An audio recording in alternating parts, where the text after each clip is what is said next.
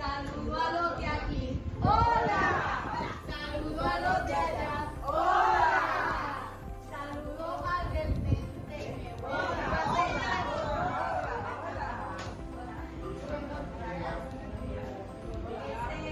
De los grupos de los activados, nos reunimos consecutivamente, pero hoy nos faltó más de la mitad, por la lluvia, por todos los ingredientes.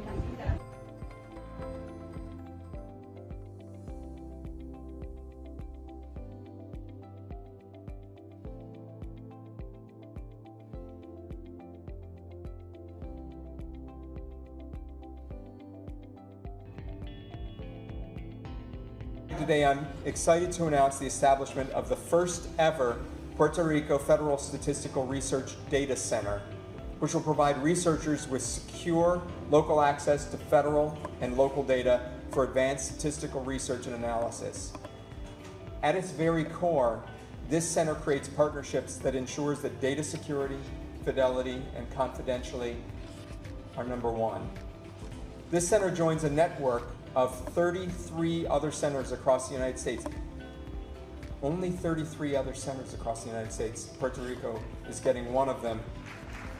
I want to thank the U.S. Census for taking this initiative to open the 34th Federal Statistic Research Center. Deputy Secretary Graves and I have had many discussions on data, so it's nice to see those discussions actually turn to action. This center will provide a large set of data more readily available to economists, students, analysts, and us, the Oversight Board. When I think about Puerto Rico's future, I think about what can be, but this requires data. We all have dreams, we all have visions of what we want the future to look like. But how can we make those visions come true if we cannot determine where we stand right now? How can we determine our path to the future without a map? To envision and plan means to study the facts and to quantify information. The data we have, especially when we talk about economic development, is the data the world sees, right? If investors around the world don't see what we have, then they'll underestimate the market of Puerto Rico. They'll underestimate the potential of Puerto Rico. I want to congratulate and welcome the University of Puerto Rico to this family, and I'm going to call it a family, of researchers across the whole country who are dedicated to doing research with confidential versions of statistical agency data. These data are extremely rich, extremely powerful, and in the hands of good, dedicated researchers can do the kinds of things that improve people's lives. We too, here at the Oversight Board, depend on data for our fiscal plans, for our budgets, and for the reforms to help Puerto Rico define and conquer its future path towards fiscal stability, economic growth, and prosperity. We can all have different opinions, but we should all have the same facts. Data is the basis for good policy decision making. It is critical to create policies that meet the real needs of the people of Puerto Rico. Policies that are relevant, policy that actually solves problems, and policies that are based on facts.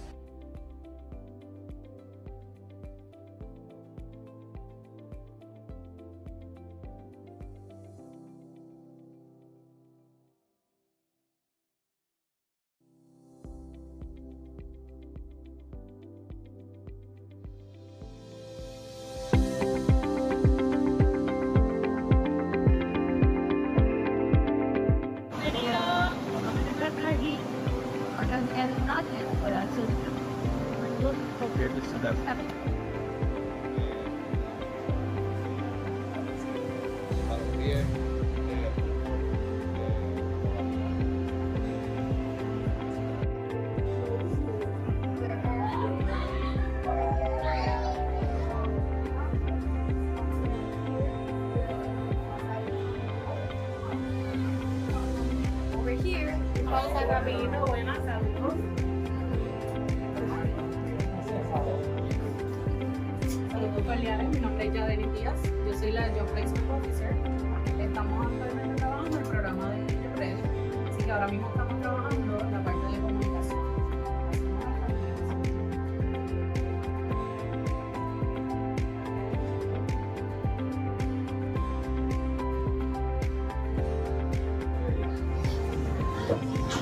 So before we continue, how has your trip been around the world? So far, amazing. Glad to know Incredible to see what you're doing, yeah. So now my partner here is going to lead you to. Pues ahora iríamos a la otra sesión para presentarle los otros alumnos.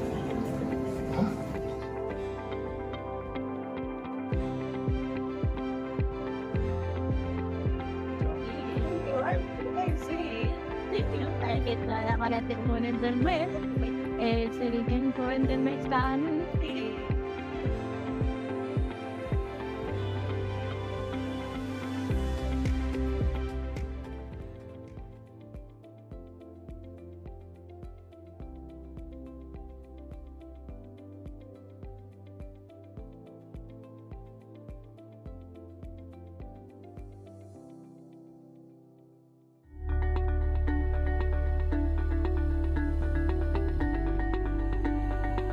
Well, I'm really excited. I learned a lot when I had the opportunity to meet with some really cool people here on the island during this visit. I had the opportunity to meet with the leaders of the Puerto Rico Science Trust. These are people who are leaders in their field, who are experts, who are extremely passionate in what they're doing. And the island's in good hands. And I know that everybody working together is going to really help the economic development of this island. And again, a rising tide lifts all boats. And that's exactly what we need. You know, as a board, we've worked very hard to get the financial troubles in check and to get the boat floating again. And now we all need to work together. And as I met, you know, the leader of the Puerto Rico Science Trust, and we met with the president of the UPR, and understood how everybody's working together and trying to come together to really build the future of the island, I was really excited. I left with a really bright hope of the future of Puerto Rico. And so I'm really grateful that I had the opportunity to do that.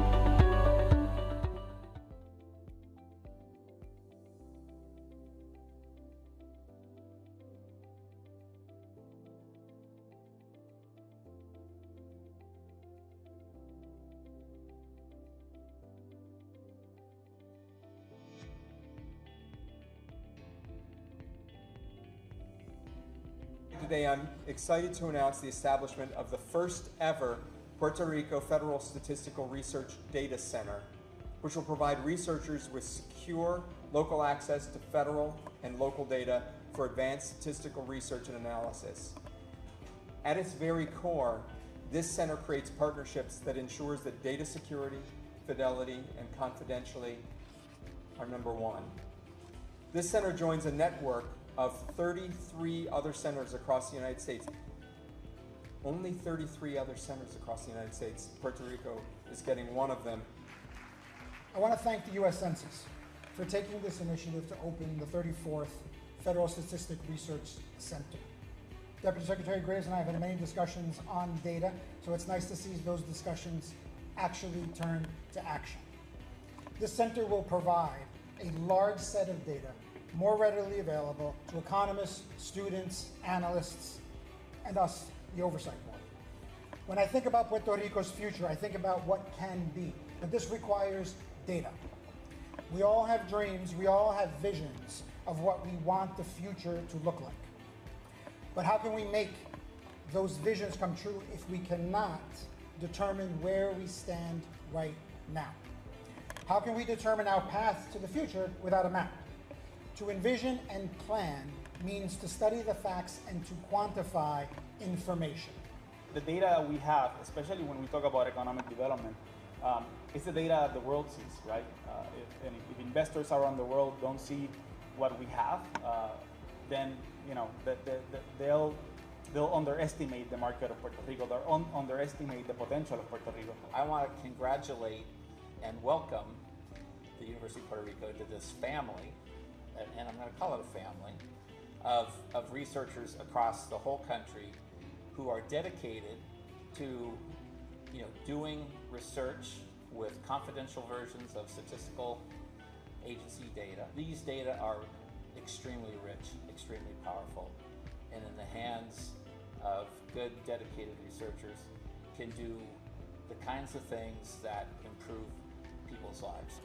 We too, here at the Oversight Board, depend on data for our fiscal plans, for our budgets, and for the reforms to help Puerto Rico define and conquer its future path towards fiscal stability, economic growth, and prosperity. We can all have different opinions, but we should all have the same facts. Data is the basis for good policy decision making. It is critical to create policies that meet the real needs of the people of Puerto Rico. Policies that are relevant, policy that actually solves problems, and policies that are based on facts.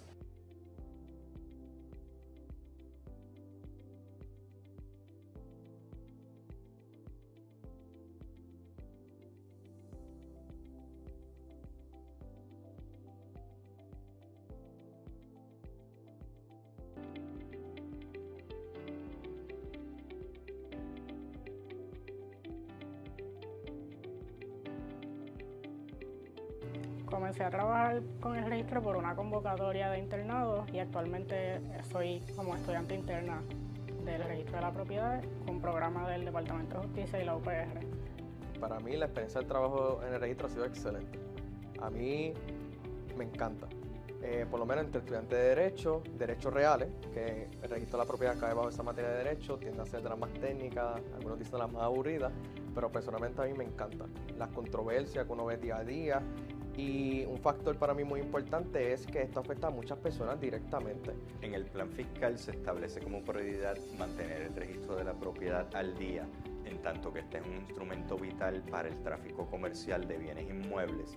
Cuando estábamos explorando alternativas para trabajar con el registro de la propiedad y lograr poner el mismo al día, surgió la idea de contar con estudiantes de la Universidad de Puerto Rico, que son muchachos muy talentosos, un banco de talento ahí que está latente, y a la misma vez pues les serviría de experiencia a ellos en el mundo laboral. Usualmente reviso los documentos que se someten, reviso que estén todos los que se solicitan por ley, que estén conforme a lo que requiere la ley, los preparo las minutas, los despacho al registrador.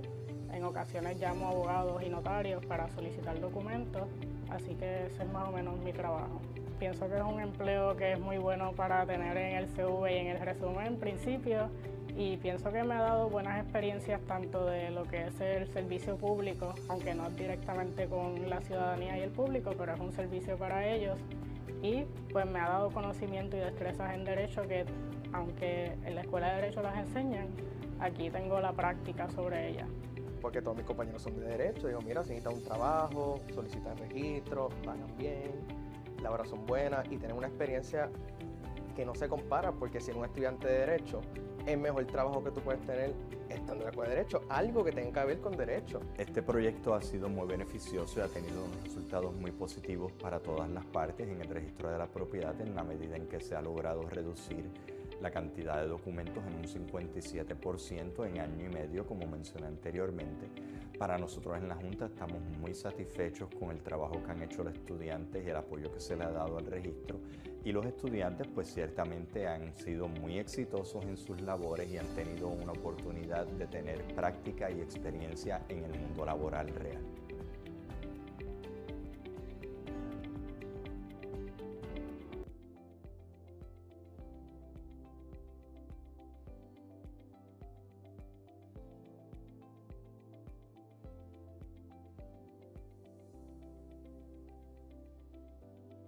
In our industry, it's the best time of the year. It's when we finally start to have plants blooming.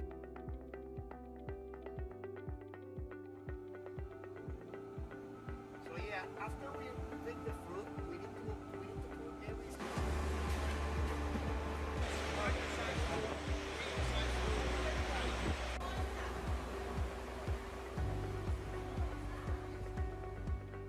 A different type of farming organization, because my father was not an agronomist or a farmer.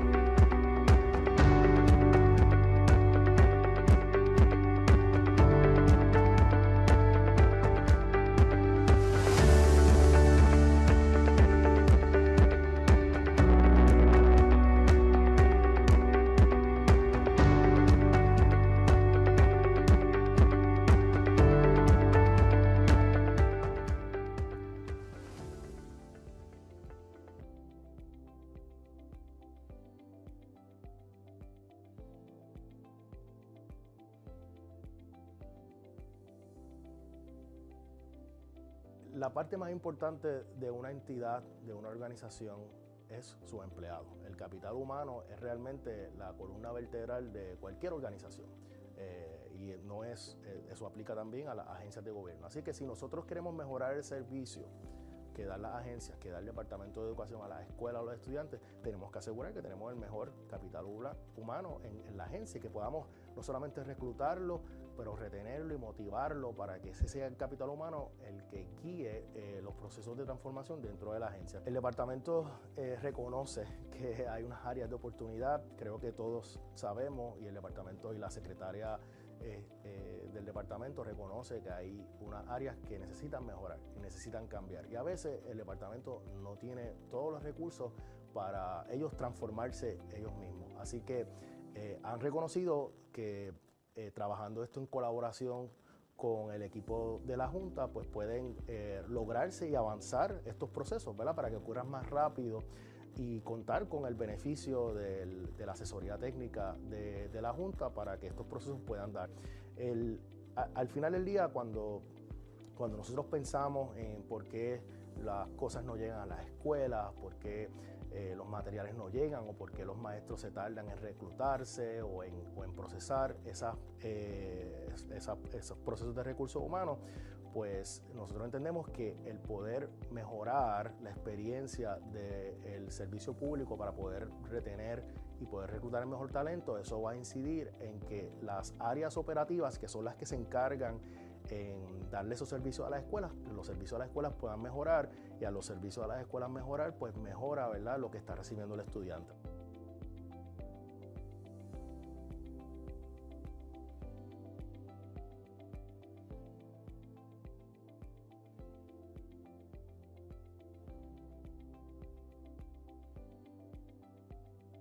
Por su esfuerzo en reconocer y hacer justicia a los bomberos de Puerto Rico. José Néstor Tirado García, presidente, dado hoy 17 de enero de 2024 en San Juan, Puerto Rico.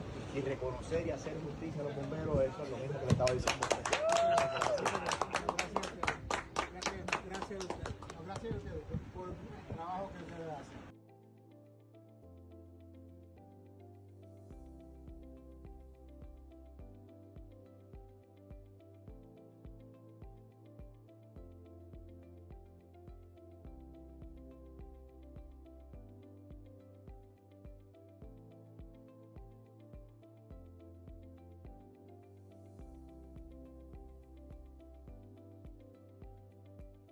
Segundo programa es Short Form Credentials. Okay. La diferencia, tienen algo parecido, pero la diferencia es que los Short Form Credentials no tienen que ser universidades, pueden ser cualquier proveedor, que eso fue una de las grandes oportunidades que nosotros vimos. En Puerto Rico no existen muchos proveedores, especialmente en esta área de credenciales cortos. Este programa a mí me fascina, porque yo sí creo que va a dar un cambio en el ecosistema brutal. Claro. Porque estamos añadiendo una capacidad, una oferta que no existía. Estamos añadiendo infraestructura al ecosistema que no existe. Y estamos trayendo proveedores de afuera que vienen a disrupt, como yo llamo, ¿verdad?, a cambiar el juego, a crear una competencia que no existía. Lo que provee esto, que es distinto a lo de la universidad, las personas que no entran a la universidad, esto es una alternativa para ellas. Las personas que están en alguna carrera y quieren hacer un cambio de carrera, esto es una forma bien, no quiero decir fácil, porque todos estos programas son complicados, pero costo efectivo y eficiente de hacerlo.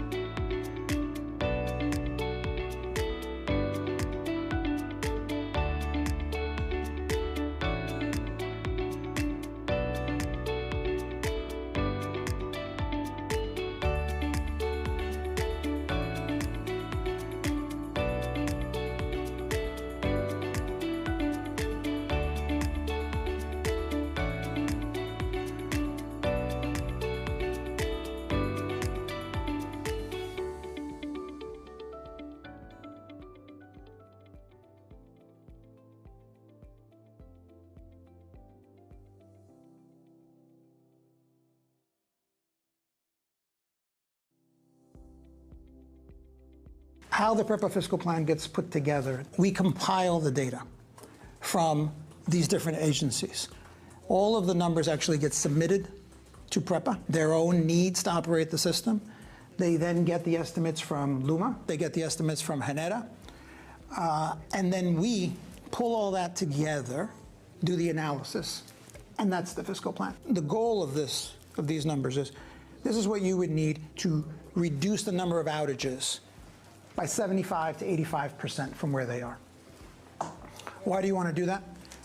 PREPA is presently, in terms of reliability, the lowest performing utility in the nation by far. It's not close. So all of this means you want to make sure the people of Puerto Rico deserve to have a utility that is performing and that is reliable. That is number one.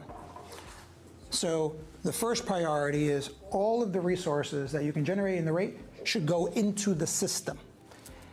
After you fund the system, if there's left over, you can fund the legacy debt.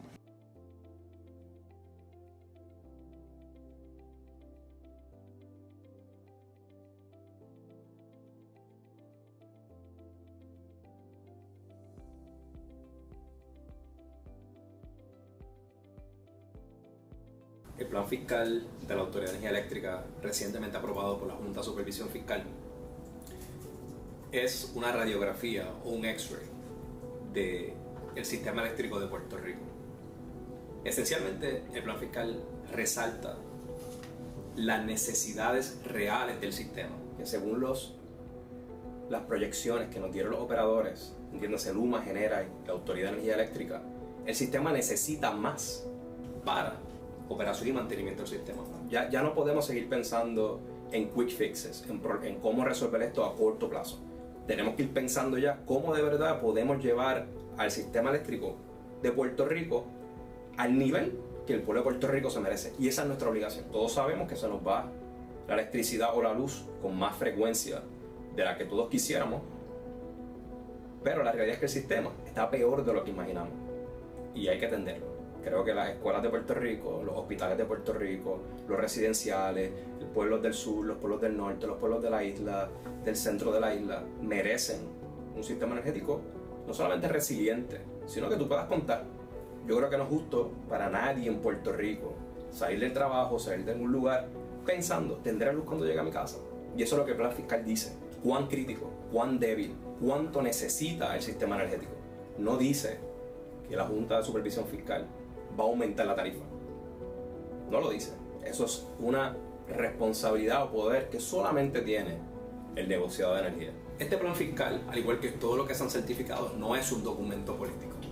Esto refleja la realidad del sistema y resalta la importancia.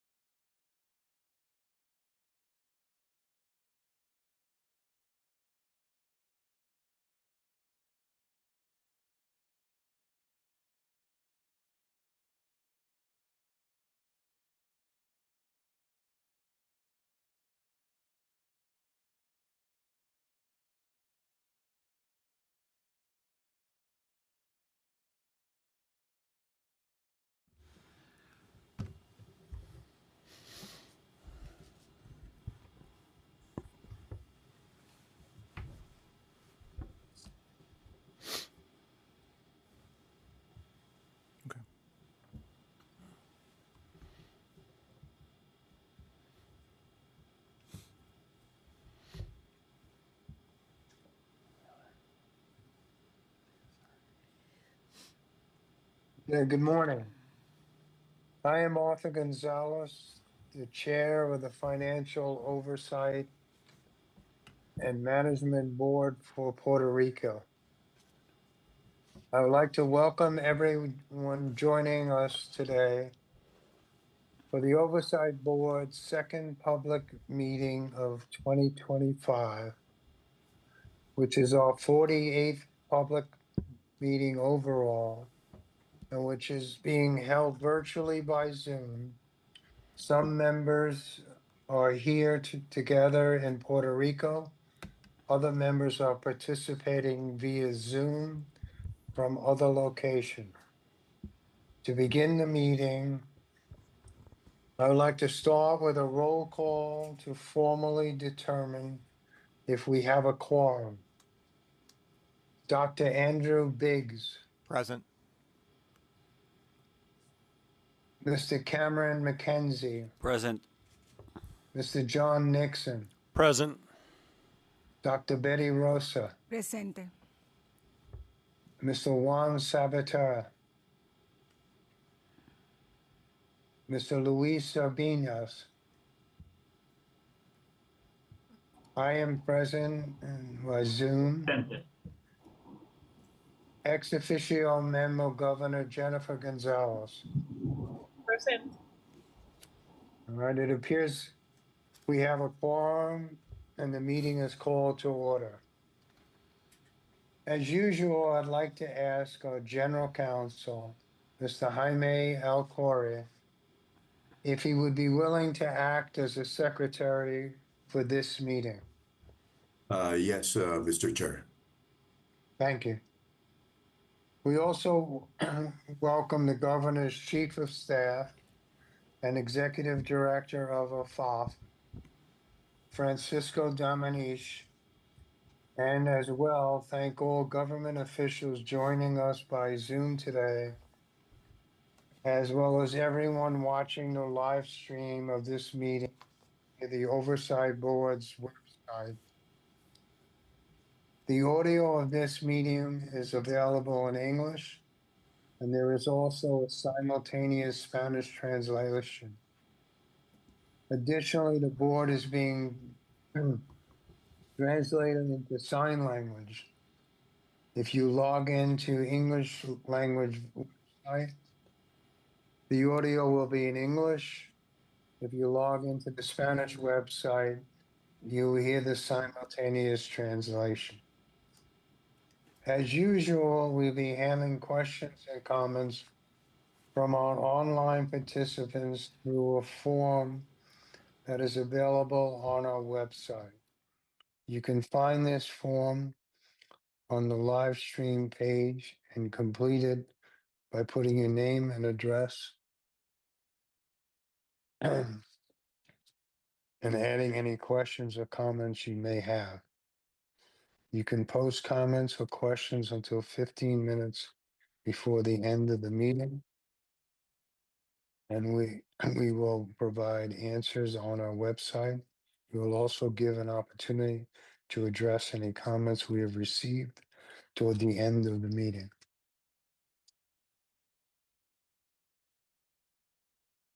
We have the following agenda items for today.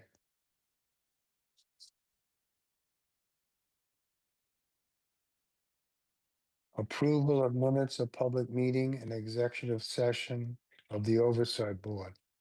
Administrative matters. Update from the Executive Director. Remarks from Governor Jennifer Gonzalez. Overview of federal funds. Public commentary, other matters, and adjournment. Approval of the minutes. The first order of business is to approve the minutes of our last public meeting, which was held on February 25th, 2025. The minutes, are attached to the meeting materials as Appendix A. We will also need to approve the minutes from a series of executive sessions held since that public meeting. Those executive sessions were held on March 7th, March 14th, March 21st, March 28th, April 4th, April 25th, May 2nd, May 6th, 2025. The minutes of the executive sessions are attached to the meeting materials as Appendix B. Are there any questions about the minutes?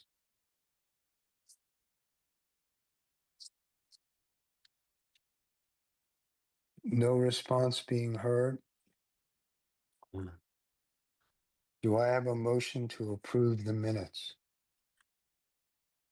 Move to approve the minutes of the last public board meeting held on February 25th, 2025, which are attached to the meeting materials as Appendix A, and the minutes of the executive sessions held on March 7th, March 14th, March 21st, March 28th, April 4th, April 25th, May 2nd, and May 6th, which are attached to the meeting materials as Appendix B in the form presented to the meeting. Thank you, John. Do we have a second? I second the motion. Thank you, Cameron. I'd like to ask for a voice vote. First, all in favor, please say yes. Yes. Yes. Yes. Those opposed, please say no. Any abstentions? All the board members present having voted in favor, the motion passes and the minutes are approved. Next, we have a routine administrative matter. Would someone make the motion? Mr. Chair, I would like to make the following motion. Between the adjournment of this meeting and the opening of the Oversight Board's next public meeting, the Oversight Board may consider an executive session any and all matters it is authorized to consider under PROMESA, including first, any certification determinations authorized by PROMESA, including certification determinations under Section 206 of PROMESA. Second, any submissions or authorizations authorized by PROMESA. And third, any filings authorized under Title III of PROMESA in each case that are set forth as part of the vote to convene such executive session. The Oversight Board may also act by unanimous written consent between meetings in accordance with its bylaws, with such consent to include consent by electronic transmission. Thank you, Andrew. Do we have a second? I'll second. Thank you, John. Would all those in favor please say yes? Yes. Yes. Yes. Any opposed? Any abstentions? All right, no further comment being heard. The motion passes. Next, we will move to the substance of the public meeting. I will open the floor to our Executive Director, Robert Mojica, for an overview of the Oversight Board's work since our last public meeting held in February. Robert, the floor is yours. Thank you, Chairman. Since our last board meeting, the economic and fiscal policy changes being advanced at the federal level of government have moved into sharper focus. And those changes present both challenges and opportunities for Puerto Rico. We are working with the administration of Governor Jennifer Gonzalez Colon and the Legislative Assembly to prepare Puerto Rico for both. We must plan for the changes in fiscal policy that we know are coming, and we must prepare for those that could still be ahead, but are largely unknown. We must also be ready to take advantage of President Trump's goal to bring manufacturing back to the United States from abroad. And Puerto Rico could well benefit from those trade and economic policy changes. Like every government around the nation, state, municipal, and others, less federal funding will be available to Puerto Rico in the coming years, in part because emergency stimulus funding related to the COVID-19 pandemic era are and always were expiring. This much we know. This year's budget and future budgets must reflect this reality. In addition, we must be prepared for additional budget and policy changes in Washington that impact recurring federal funds that the Commonwealth government, like many states and territories, have depended on to fund government services. We are in the process of working with the governor to finalize a responsible budget to submit to the legislature that meets the needs of the people of Puerto Rico. However, since the federal government is still in the process of shaping the federal government's own budget, we must be ready, and this budget is being prepared for an unusual degree of uncertainty. To provide you with some context on our budget development outlook, today our Budget Management Director, Elisa Guardiola, will provide you with an overview of how much of the Commonwealth's budget has relied on federal funding in recent years, and what departments receive a substantial share of their revenue from the federal government. The federal government's decisions to reduce financial support to the states and territories could have a substantial effect on Puerto Rico's Department of Education, for example. Particularly, the loss of elementary and secondary school emergency relief funds, ESSER funding, is meaningful. This program was introduced in the context of COVID-19 pandemic, provided funding to states and local educational agencies to mitigate the impact of the pandemic on schools, and was to expire last year. But an extension was granted to Puerto Rico and other states. The federal government recently withdrew these extensions, but we understand that Puerto Rico is working on securing them for longer periods of time. Other states are affected too, from Massachusetts to California, from New York to New Mexico. And whereas Massachusetts is expected to lose $106 million in unspent COVID funding, according to the governor of Massachusetts, more than $500 million is at stake for the Puerto Rico Department of Education. Even if we can keep access to those federal funds longer, we know that these funds and others were always one-time, non-recurring aid. They were never meant to be permanent, and the Puerto Rico Department of Education must have a plan to operate with only recurring funds. Billions in Medicaid funds will also expire in 2027. And we will probably not know for a long time whether Congress would be willing to expand additional Medicaid coverage from the approximately $500 million statutory Medicaid funding that Puerto Rico receives by law. And if so, by how much? We need to be prepared to work with the governor to make sure that the federal government understands the implications for Puerto Rico. We continue to analyze funding for other departments and programs. Puerto Rico has more at stake than most states, given its relatively low median income compared to other states. The reliance on federal funds to support vital public services is more impactful. As a result of the non-recurring disaster relief and COVID-related aid, Puerto Rico is at the top end of U.S. states and territories with the highest share of federal funds as a proportion of its total budget. In the current fiscal year 2025, approximately 50% of the Commonwealth's budget was comprised of federal funds. However, when you remove the non-recurring aid, the Puerto Rico proportion of federal aid drops closer to the average of U.S. states, which is approximately 35%. We sent the government of Puerto Rico several letters in recent weeks to get more information and to understand to what degree the government is planning for the reductions. On March 6th, we asked the Secretary of Education for a breakdown of activities financed with non-recurring federal funds through the end of this and the following 5 fiscal years. The assumptions the projections are based on, and an outline of the potential implications if alternative funding is not secured. We are working with the Puerto Rico Department of Education to analyze the implications of this information. In our response to the government's proposed budget for the coming fiscal year 2026, we highlighted the economic and fiscal uncertainty and the importance of a clear strategy to prioritize which programs and services are most critical.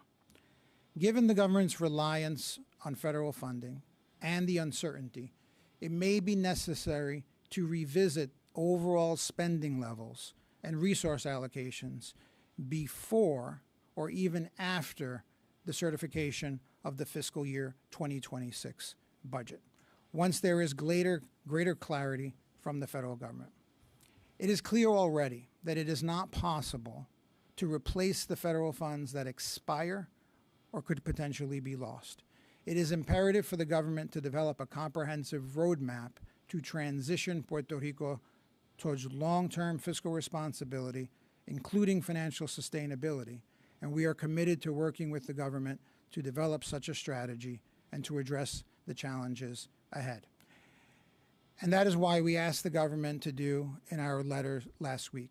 Planning ahead is particularly important since the uncertainty around reduced federal funding is coming at a time when the government, the governor, the legislature, and the oversight board must prepare the budget for the coming fiscal year, 2026, which starts on July 1.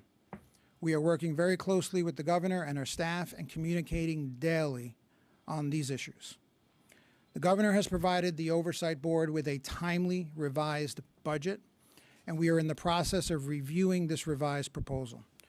We are planning to send the budget to the legislature next week, and as always, since the oversight board has been in place, Puerto Rico will have a certified budget in full compliance with the fiscal plan no later than June 30. The Commonwealth budget has three parts: general fund for day-to-day operations, special revenue funds for dedicated purposes, and federal funds. This year, 2026 general fund budget target has been set at $13.3 billion, reflecting a 1.5% increase over the current fiscal year's 2025 certified budget, primarily to account for inflation. Additional general fund resources in fiscal year 2026 budget have been largely allocated to non-recurring investments rather than recurring obligations in order to maintain fiscal responsibility in this era of uncertainty. The Oversight Board remains committed to fiscal discipline while preserving flexibility to respond to changing economic conditions and policy developments. Medicaid funding, as I mentioned before, remains one of the most significant long-term risks, but additional risks include broader economic challenges, the fragility of the power grid, inflation, and the importance of maintaining fiscal discipline in a post-restructuring environment. The fiscal year 2026 budget will reflect a measured, responsible approach in an environment of competing priorities, uncertainty, and persistent risk.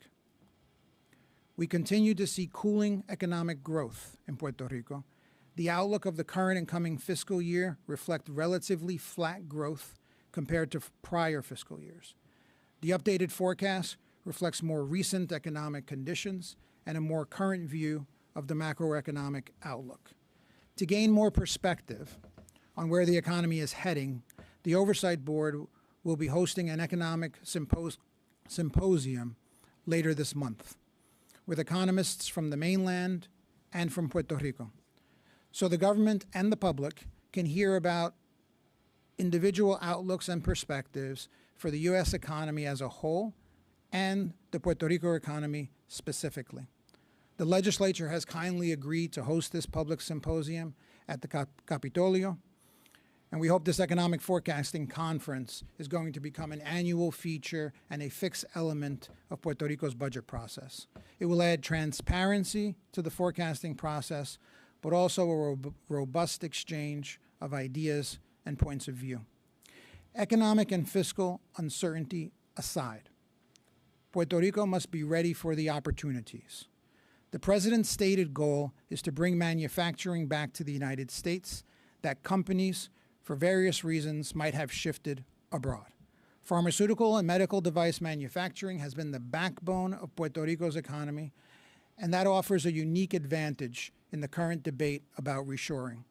Manufacturing in Puerto Rico is not as strong as it used to be, but the same is true for many different reasons for many parts of the United States and indeed throughout the developing world. But Puerto Rico has muscle. We have a university system that trains excellent engineers, and we have a pharma and device manufacturing companies that continue to produce world-class products here in Puerto Rico. We have brownfield fields that can be turned into sites for active manufacturing, and based on my conversations with the governor and her administration, I believe we have a government committed to using these tools and seizing the opportunities. The members of the Oversight Board are helping to advance these strategic opportunities, and the fiscal plan has long laid out parameters for Puerto Rico's success in a hyper-competitive world. One key element is tax reform.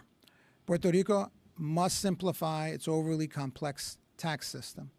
The tax system must become more fair and more efficient and more geared towards stimulating economic growth. The Oversight Board members have engaged in tax reform, and our staff is working with the government on a roadmap for tax reforms. Puerto Rico must reform its education system. Puerto Rico's children deserve a public school system that adequately prepares them for the job markets of the future. We raised teachers' salaries by almost 40% in recent years, and our civil service reform is transforming the administrative backbone of the school system at PRDE. But clearly more needs to be done. We are still at the beginning of the transformation that is needed to gear up the school system to meet the needs of today and tomorrow. And of course, Puerto Rico needs more reliable energy. But for the economic growth to improve and the quality of life for everyone who lives here. We continue on our path to end PREPA's bankruptcy, despite significant resistance from bondholders who have not agreed to support our plan of adjustment. And we continue to work with all the stakeholders of Puerto Rico's energy grid to speed up the recovery and resilience of PREPA's grid and power plants. Once again, it is imperative that we spend the FEMA funds already obligated, already allocated to Puerto Rico to restore and improve the grid as fast as possible. Last year, less than $4 billion of the $17 billion that has been made available to assist in repairing the grid after Maria has been spent. This is not acceptable, and together we must do better.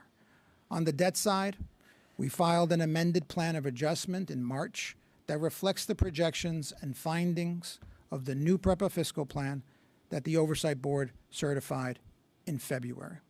The amended plan eliminates the legacy charge contemplated in previous versions of the plan to replay the significantly reduced debt. And we will be working with the government to identify the source of funds to support the potential cash or bond recovery for creditors proposed in the plan. Thank you, Chairman and board members. Concludes my remarks.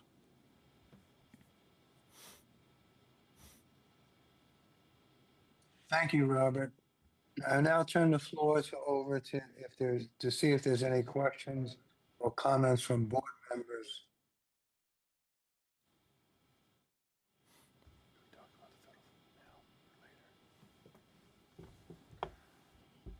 I have some comments on the federal funds, but maybe I'll wait until after. Yeah. Fine, John, thank you. But there be no further comment? Excuse me, did I interrupt someone? No. No further comment being made. I'd like to turn the floor over to Governor Jennifer Gonzalez, who would like to make some remarks. Welcome, Governor. Thank you, Judge, and thank you all the members of the board for having us. I'm traveling to Ponce, so that's the reason I'm moving on. But I want to say, first of all, thank you. Since January, we've been working together, having many meetings, almost weekly meetings, and regular calls regarding federal funds, regarding the budget, and regarding all situations regarding the new public agenda of President Trump.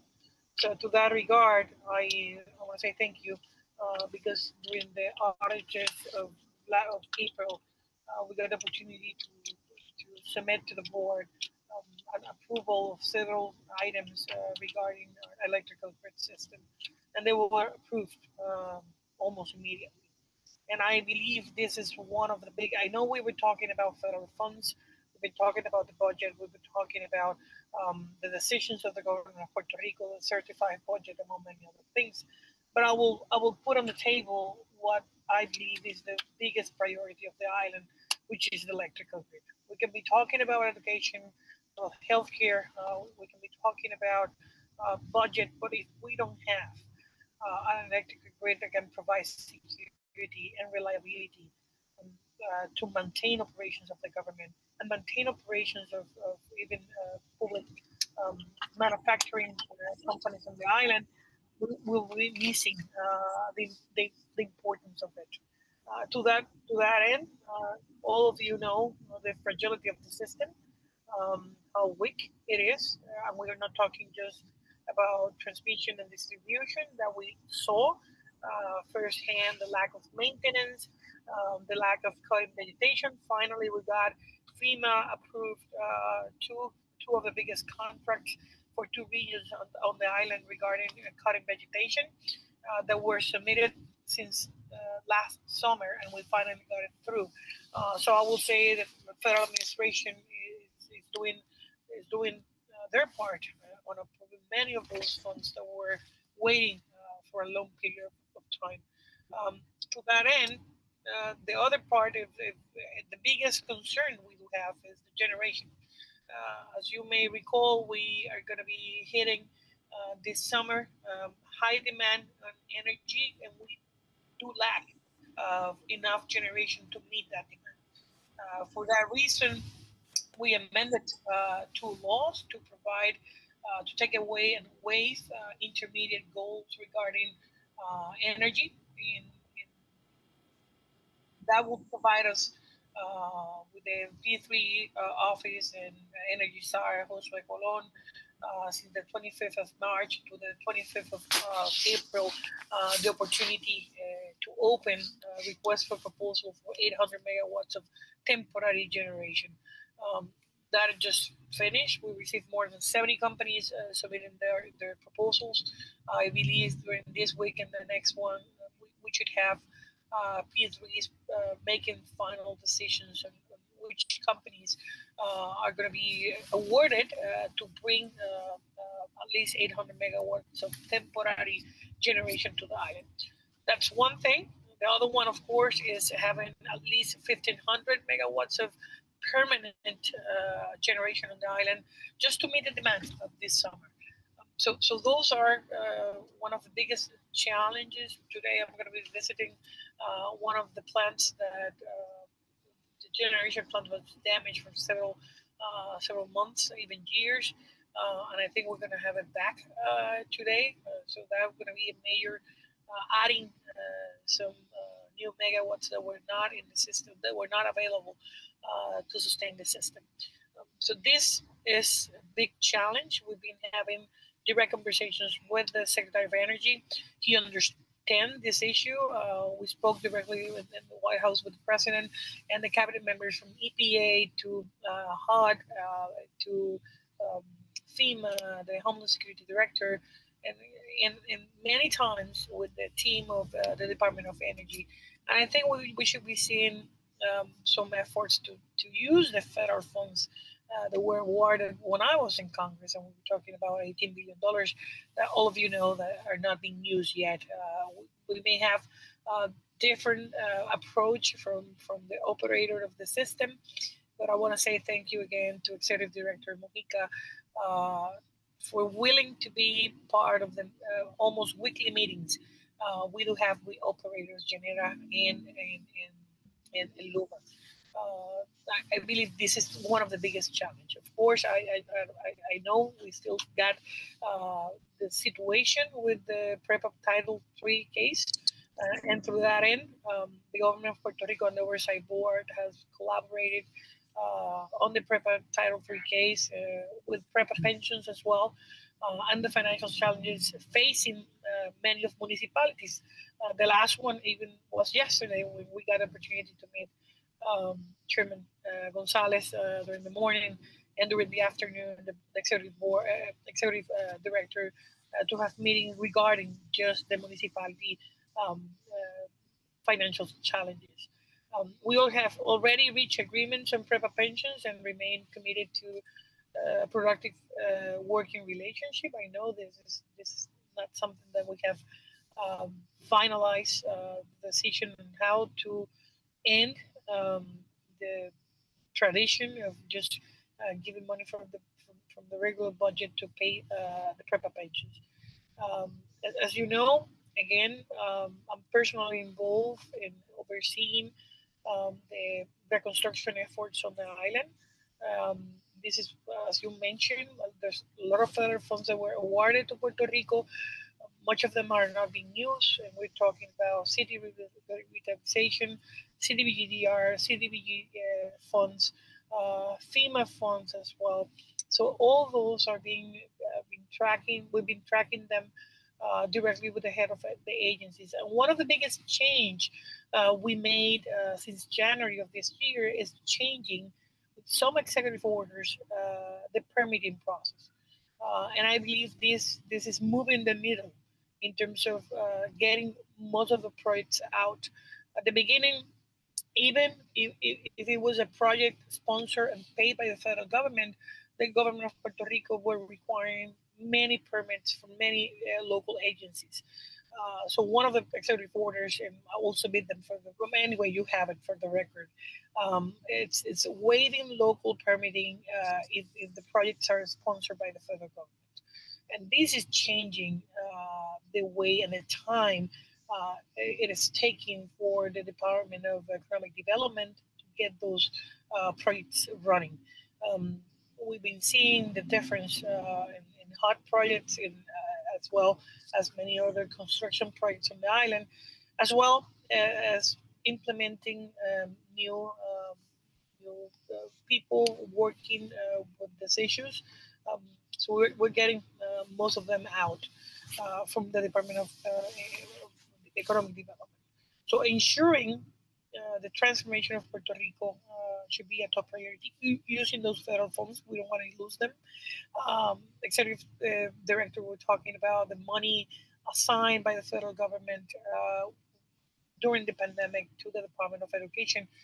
And as he well said, Puerto Rico was not intending to use those funds on a permanent basis. They were just one time allocation of funds to meet the challenges that we faced during COVID. So we were not expecting to use those funds on a recurrent way. The Secretary of the Department of Education it's taking the measures to not to lose service in many areas. But that's a reality we're going to be facing, not just with the pandemic funding. We're talking about earthquake funding, hurricanes funding, and we should not be living on just emergency federal money. So for the rest of our days. So that's the reason changing permitting, changing public policy matters. We were talking also about tax reform. We sent almost 10, more than 10 bills during this session, attacking some of the areas, including getting municipalities and the tax system on the same page. Instead of doing individual payments, uniforming the date, and cutting a lot of the expenses for the government. Of course, the complete tax reform, we will see it during the next session that will begin in August to the end of December, and we will maintain the direct communication with the board to see those bills and make progress on that. The other area I am personally involved is the healthcare issue. As the board just mentioned, we managed a deal while I was in Congress, and that deal is going to be until 2027.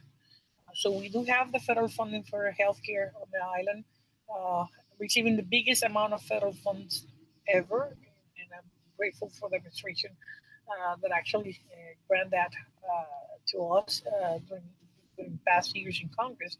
And we already began meetings with the chairmen of the committee in the House and the Senate administration to open that dialogue again, knowing that we cannot wait until 2027 to begin that discussion. Um, People who are managing this issue right now in the House and the Senate, they do have direct knowledge of the issue. They were working with us while we were in Congress. They came to the island several times, so they understand the issue, and that's good news. Of course, we keep in touch with the administration regarding this and other issues. The other one is manufacturing, and although we've been seeing maybe an international backlash on the tariff that the president is proposing. The reality is that the United States is having a deficit on commercial exchange with many of those countries. So many people may challenge President Trump's idea on how to negotiate those tariffs, but in the case of Puerto Rico, I believe that's a silver lining. We've been prompting to bring manufacturing back to the island, pharmaceutical, biomedical, medical devices. And this is a great opportunity to bring back many of those companies that maybe will be operating in the European Union, in Asia, and many other countries. And to that end, the Secretary of Economic Development and Invest Puerto Rico are working hand by hand, not just to call them, to visit them. We're going to target 50 companies that we're looking to expand operations on the island. Other are going to be new to the island. So we're focusing on following up with those companies in direct communication with the White House and the executive level. The last week promise of President Trump of bringing manufacturing with a public policy of the United States is going to benefit Puerto Rico. And at the same time, we just got a bill in the House filed by Representative Maliotakis, who was a bill I introduced when I was in Congress, giving more incentive to bring manufacturing back home to the United States and, of course, territories and Puerto Rico. So combining those two efforts may be a great tool to literally change the needle of economic development on the island of manufacturing. Again, our biggest challenge is going to be the electrical grid. And that's the reason we are so focused on maintaining that issue as our first in the agenda. I personally believe that reconstruction efforts and working closely with the board and the federal agencies are needed to ensure that funding is deployed efficiently, transparently, and in a way that it addresses the island most urgent needs. That's the reason we're working to that end. I believe that the transformation of the energy grid on the island is a top priority. We're committed to modernizing the grid, ensuring energy affordability and reliability, and those efforts are essential to our long-term economic development and quality of life. So, trying to see what other issue you were bringing. I want to say again, thank you to the members of the board for approving most of the requests the government of Puerto Rico has been doing during the last months. And again, the willingness to the executive director to receive a lot of calls, not just from me, but from my cabinet members. So with that, thank you, Mr. Chairman and members of the board. Thank you, Governor. Your remarks and participation are always welcome. Would Robert or any board members like to comment on the governor's remarks? No comments being heard. I will turn the floor over to Elisa Guardiola, our Budget Management Director, for an overview of federal funds. Elisa, go ahead. Thank you, Chairman. Good morning, board members, Governor Gonzalez, and all those listening in. Thank you for joining us. Today, I'll provide an overview of the increasing role that federal funding plays in Puerto Rico's budget and its implications for critical public services. I'll walk through historical trends, service area allocations, and the challenges ahead. Puerto Rico is increasingly reliant on federal funds to deliver vital public services and support vulnerable populations. Nearly 50% of the fiscal year 2025 budget is comprised of federal funds as compared to 34% in fiscal year 2017. The increase in federal funds as a share of the total budget in fiscal year 2025 is driven by non-recurring federal funds that support disaster relief, and COVID-19 recovery efforts. It's important to note that 4.9 billion of this amount in fiscal year 2025 is non-recurring, related to disaster recovery and COVID-19 response. Excluding these, the recurring federal share will be about 31%, slightly lower than in fiscal year 2017.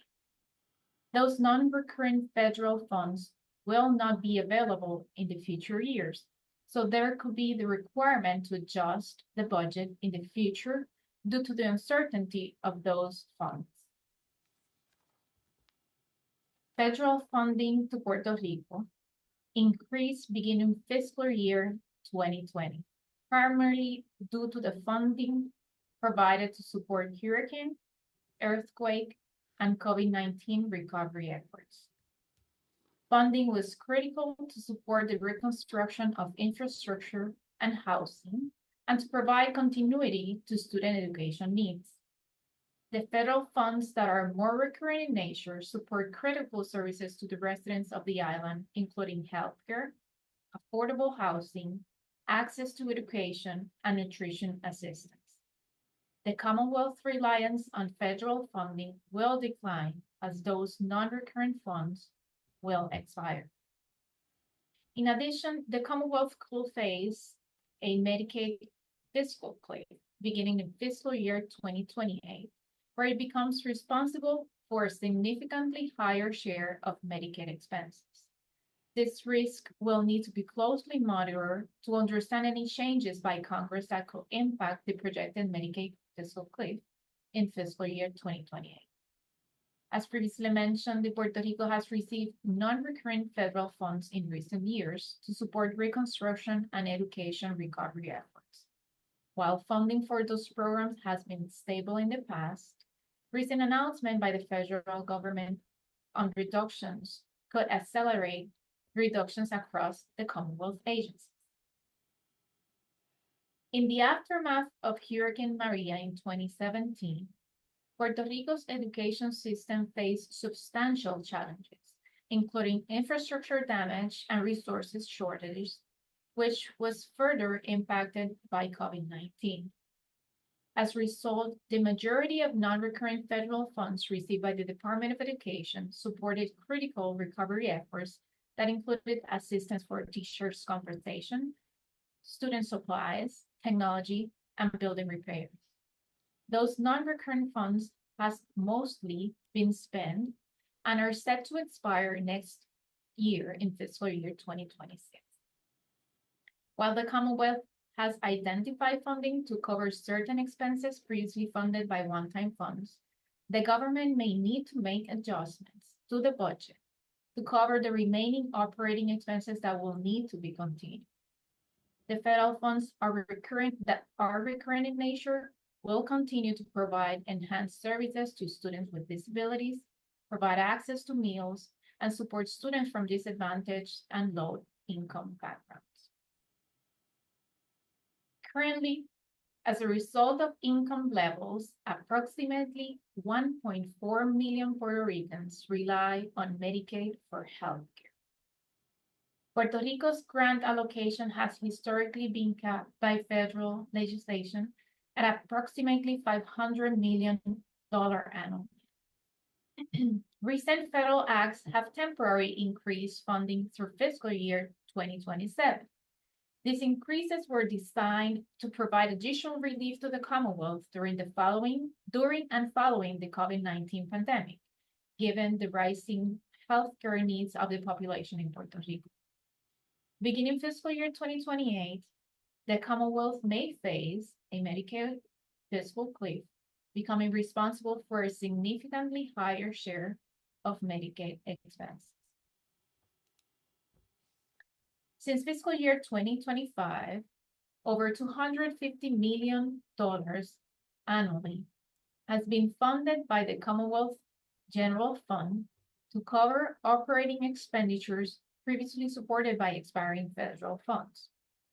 The March 1st, 2025 government budget submission considers $276 million funded by the Commonwealth General Fund to cover operating expenditures as previously supported by expiring federal funds. These costs include salary increases provided to teachers and public safety positions, including correctional officers, firefighters, paramedics, and dispatchers. In addition, students' transportation needs have been funded. While certain costs have been covered, there are additional risks that will need to be carefully monitored.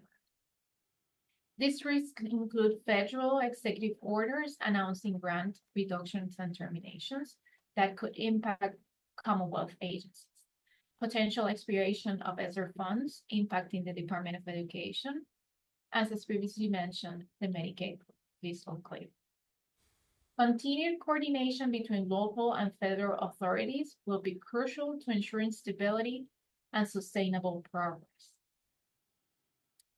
Given the evolving funding risks, the fiscal year 2026 budget certification process plays a critical role in understanding the Commonwealth's financial position, planning for the changes in fiscal policy, and ensuring that resources are allocated responsibly in an environment of competing priorities and ongoing uncertainty. On May 1st, the government of Puerto Rico submitted a revised proposed budget for the fiscal year 2026 in response to the notice of violation. The Oversight Board is currently reviewing the submission. The next key milestone is next Monday, when the Oversight Board will submit the general fund budget to the legislature. The board will continue working closely with both the government and the legislature throughout the remaining of the budget process. That concludes my presentation, and thank you all for your time and attention. Thank you very much, Elisa. Robert or any board member have any questions? Yeah, Mr. Chairman, I have some comments that I'd like to make regarding the federal funds and the current budget situation that we're finding ourselves in. As a former budget director, we've seen a lot of changes in federal funds over the years. And I think it's important to really note the dynamic that we're in right now. Elisa talked about the federal changes in federal funding that we know about, right? The fiscal cliff, the termination of all the stimulus funds, and the Commonwealth is dealing with those, as is every other state in the United States. So there's a reduction of the federal money, but also on top of that, they're kind of a perfect storm, because on top of that, we have what's going on with the federal government with the DOGE committee and the need to come up with the $4 trillion to extend the president's tax cuts and all of the different initiatives that are coming on with it by the Trump administration, which are all going to also result in a reduction of federal money to the states and to the territories. So when Elisa says that we may have to adjust the budget, I think it's an absolute, we will definitely have to adjust the budget. And I think people need to really understand that these could have some major impacts in the federal funds that are coming to the island and might have some pretty dramatic changes. I think it's important to note that a lot of state legislatures have finished their business, and some are in the process of wrapping them up.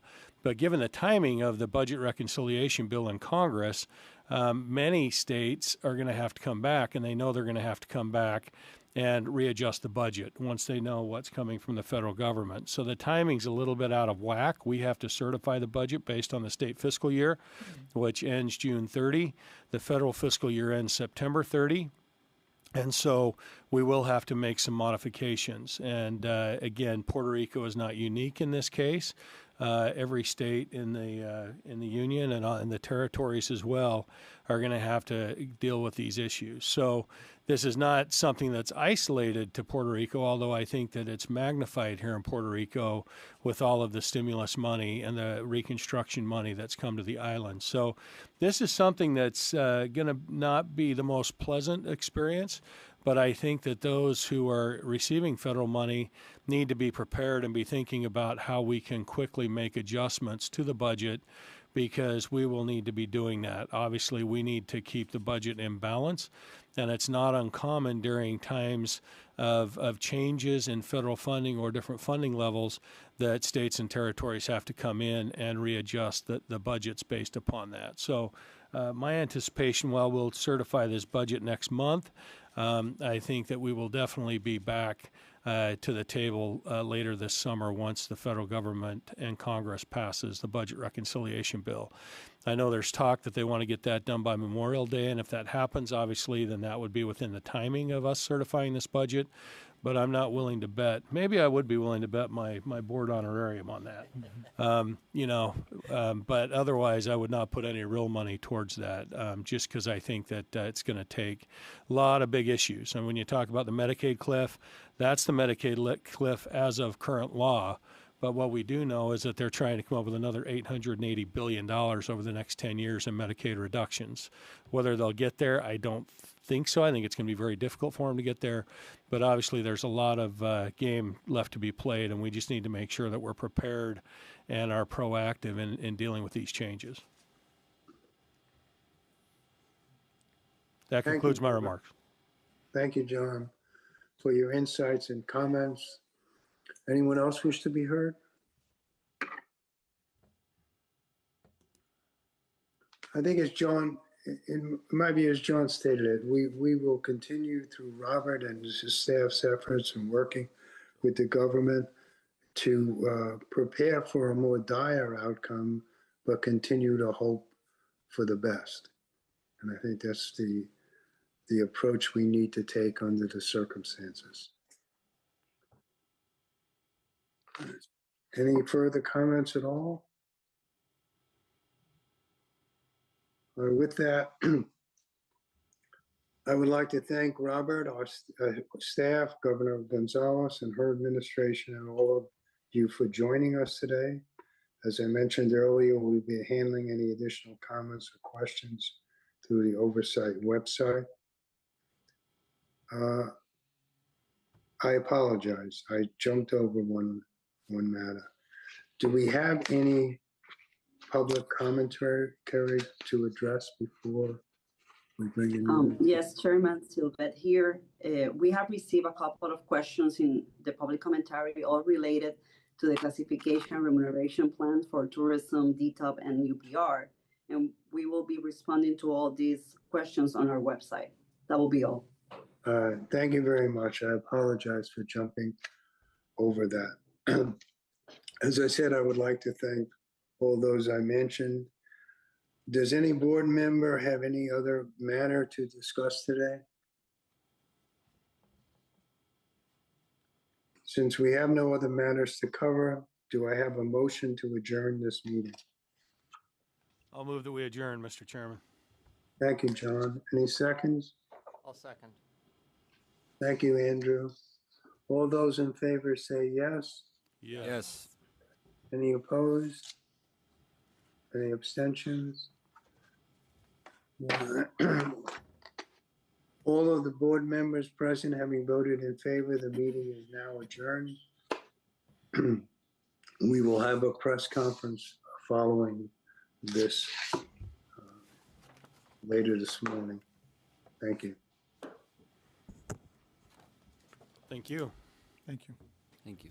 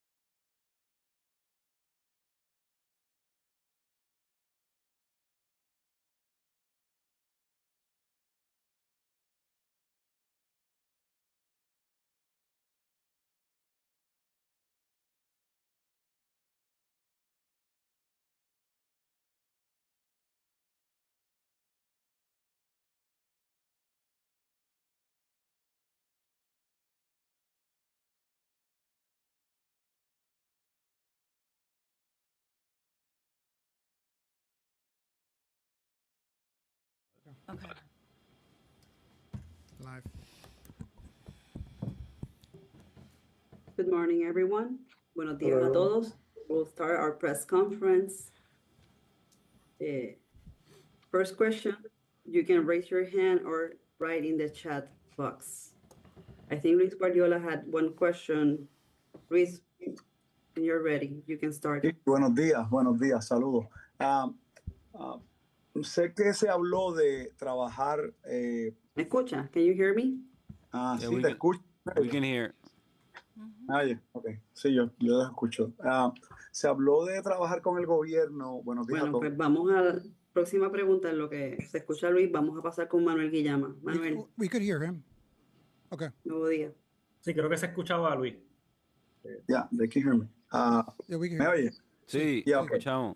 Se habló de reforma contributiva y trabajar eso con el gobierno, pero en este panorama que se ha pintado de incertidumbre, ¿verdad? De sombras en cuanto a estos temas de fondos federales y ¿verdad? La necesidad de Puerto Rico de tenerlos para ofrecer servicios.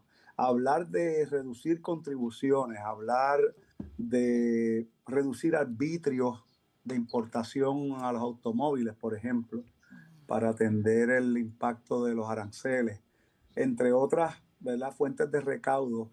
¿Es consistente con ese panorama de incertidumbre que ustedes plantean o eso hay que descartarlo? Yeah, so You want to go? I'll just go after. Yeah. You want? So the budget has two parts to it, right? The revenue side and the spending side. And you're right.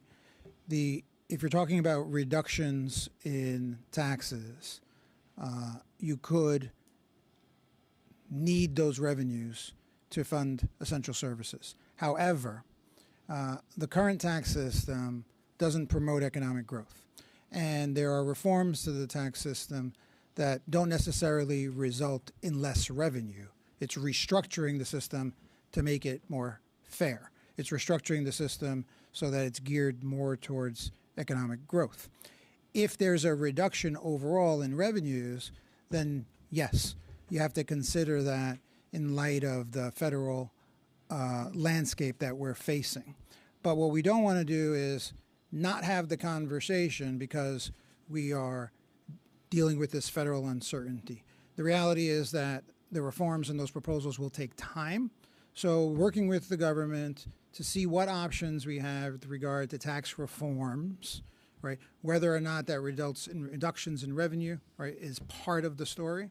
And the reality that probably will not happen in this fiscal year because it's going to take some time, and the governor had set aside some committees with regard to this that will report back right in the summer or fall of next year. So we want to continue constructively having that conversation, even though we're facing right this economic climate, because there are aspects of the current taxing system that prevent growth from happening, and we at least need to have that analysis and have that discussion.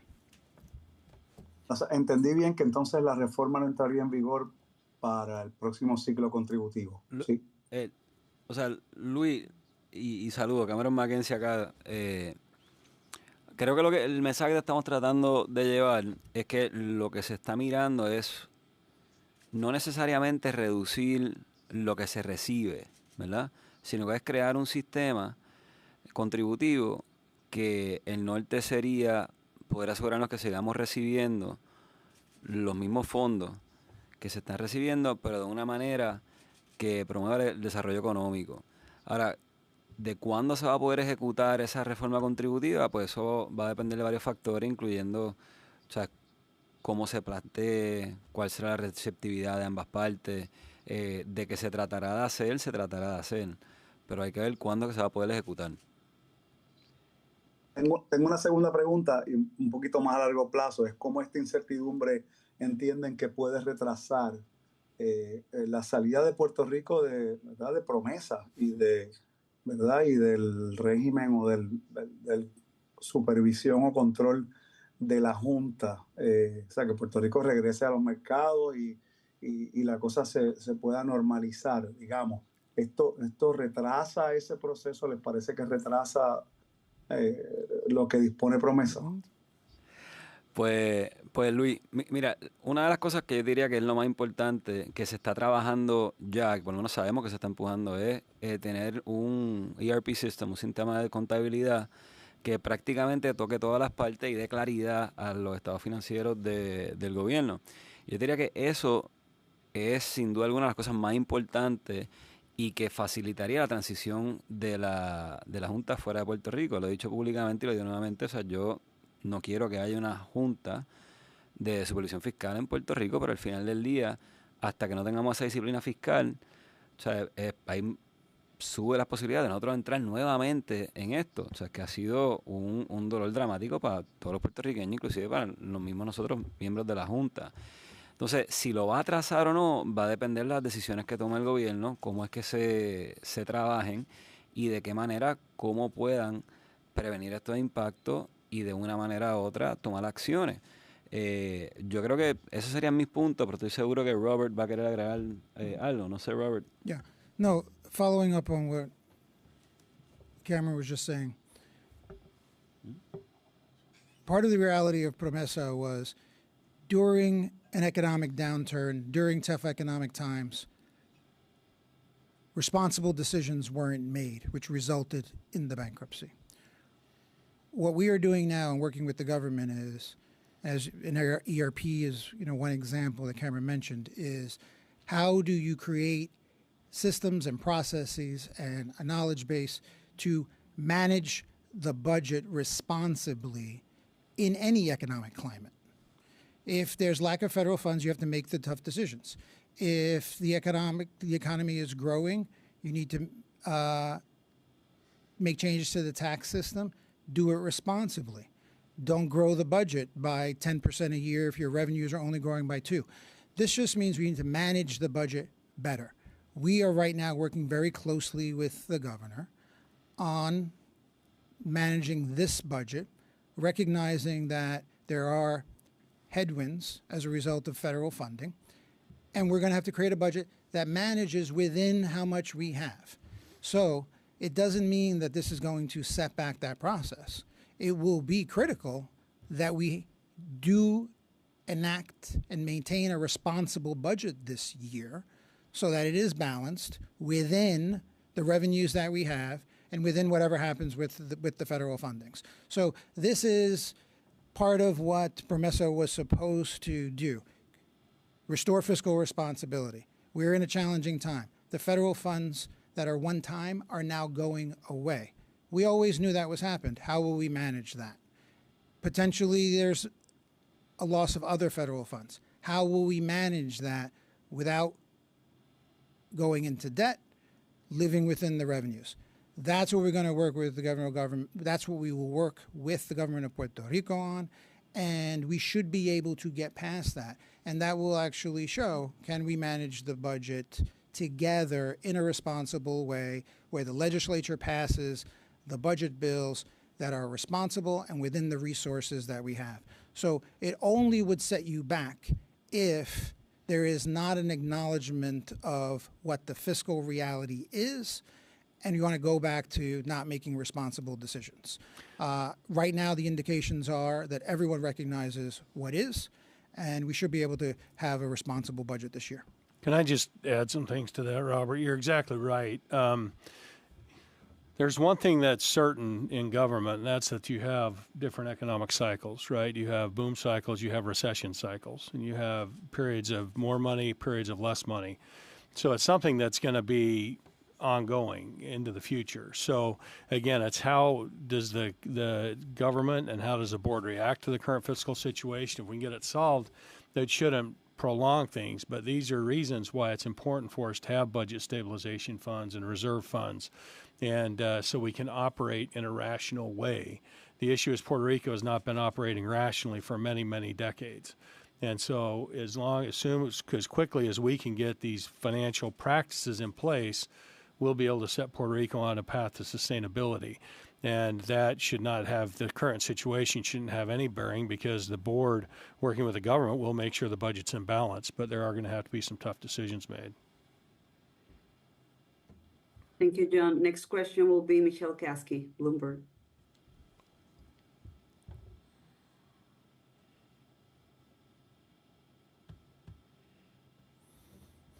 Michelle, can you hear me? Okay, next question. Alex, are you on? Cyber Sí, News? estoy listo. Go ahead. Ok. Ya que tocaron el tema de la Autoridad de Energía Eléctrica y la situación que todavía mantienen con los bonistas y la deuda, me gustaría saber, en términos de la situación que se está dando con el gobierno de buscar otro operador, si ustedes entienden y coinciden con algunas personas de la empresa privada de que el proceso sería un poco complicado. Segundo, me gustaría saber qué les parecería a ustedes si la propuesta terminaría siendo regresar entonces al modelo de la Autoridad de Energía Eléctrica porque no hay un operador privado que pueda manejar la transmisión y la distribución. Yo lo único que digo, la segunda parte, o sea, como puertorriqueño que vivo aquí, yo no me gustaría regresar al modelo que había anteriormente. O sea, eso te lo digo del saque, eso es mi opinión, no hablando en nombre de la Junta. En cuestión a la primera parte de la pregunta, yo creo que Rob, tú eres el que está en mejor decisión para...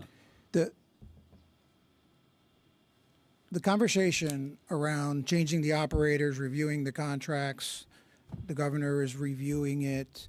No one is happy with the state of the electric grid as it is.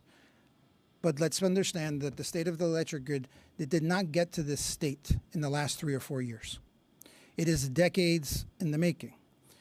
So, to answer your last part of your question, first, do you want to go back to the system that resulted in an electrical grid that is collapsing, deteriorating faster, and that requires tens of billions of dollars to fix itself because of lack of decision making that occurred for the previous 20 or 30 years? The current operator clearly may not be performing the way it should or the way people of Puerto Rico expect them to perform. They need to be held accountable. There are lots of reasons. You say they're reasons, you say they're excuses. For the people of Puerto Rico, it doesn't really matter. What we do know is we're sitting on $17 billion in funds that are not in the grid. Who is responsible for those funds not being in the grid? The grid would be in a much better position, arguably, if $17 billion had been spent over the last few years to improve the grid. And I think everyone would see those improvements. That has not happened. Who's responsible for that? We need to figure out how to make that happen, how to get those funds that have been allocated to us and could potentially be at risk if we don't spend them and get them deployed. The operators, Genera, Luma, also have to be held accountable for it. But let's remember the grid, this is a decades in the making. It has to be fixed. If there is a desire to find an alternative operator, the government's going through that process, having committees, looking at what alternatives there are, and we will look at all alternatives because what we want is the best operator for the people of Puerto Rico. But let's not, because there's distance and time that's happened, let's not forget how we got here, what happened, all the bad decisions, the politicization, the corruption, and everything else that was happening with the previous operator. Because it'll be on all of us if we go back to what happened before and don't move forward. So current operators need to be held accountable. If there's an alternative, we should be open to entertaining that alternative. In the meantime, we need to get the dollars that are there deployed, and we need to get that money into the grid, and we need to make the improvements. And I think the governor is working on that. She's committed to that. She said that that's her number one priority when she spoke today. It is ours as well. So we're having conversations with them about what the options are. I think we all have the same goal in mind, is to stabilize the grid and get the funding that is required into the grid. That is also why the board has its position with regard to Title III, because we know, right, how much is needed to invest in the grid, and that makes it difficult to have extra money to pay the bondholders. Sí. Rob y Alex, no sé si, o sea, en el plan fiscal que salió de prepa, se ve uno de los problemas grandes, que en realidad es que no, o sea, el dinero que está entrando, que se está recibiendo de los pagadores de energía eléctrica en Puerto Rico no está dando, en realidad, para mantener las operaciones, o sea, y se ve bastante claro. Entonces, o sea, lo que en realidad tenemos que estar buscando es de qué manera nosotros podemos reducir esa carga y esos gastos que se están incurriendo para que el dinero que tengamos rinda más, ¿verdad?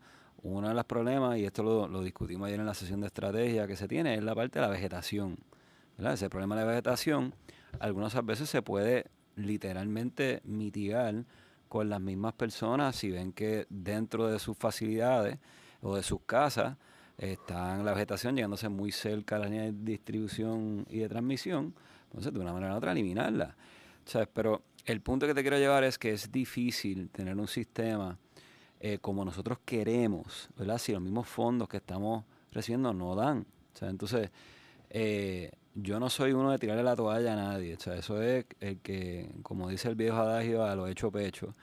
Pero yo creo que definitivamente lo que hay que asegurarnos es que dentro de lo que hay, que se pueda maximizar cada dólar y que nosotros como el pueblo de Puerto Rico, de una manera u otra, busquemos cómo aliviar esa carga que tenemos, porque estoy de acuerdo con la gobernadora que sin un buen sistema eléctrico se nos va a hacer complicado promover el desarrollo económico de la isla.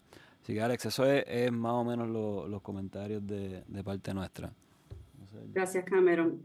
Próxima pregunta. Next question will be Pedro Menéndez from El Vocero. Pedro. Sí, buenos días. Continuando con el tema de Luma, me gustaría saber cuál es la postura de la Junta Fiscal con relación a la solicitud que presentó el operador para que le den una línea de crédito para inversiones de capital y arreglos al sistema eléctrico del país.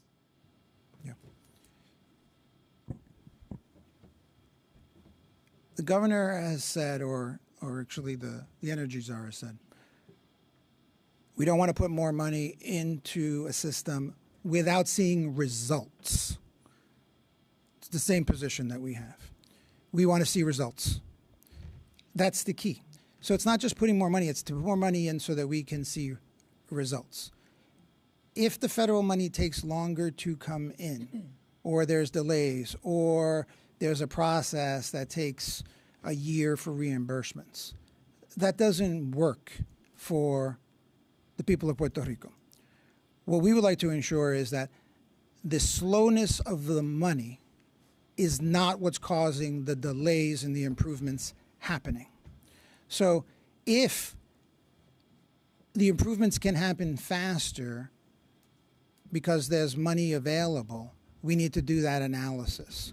But we need to know that there's a plan that's going to do it. This is just, I'm talking about the federal funds.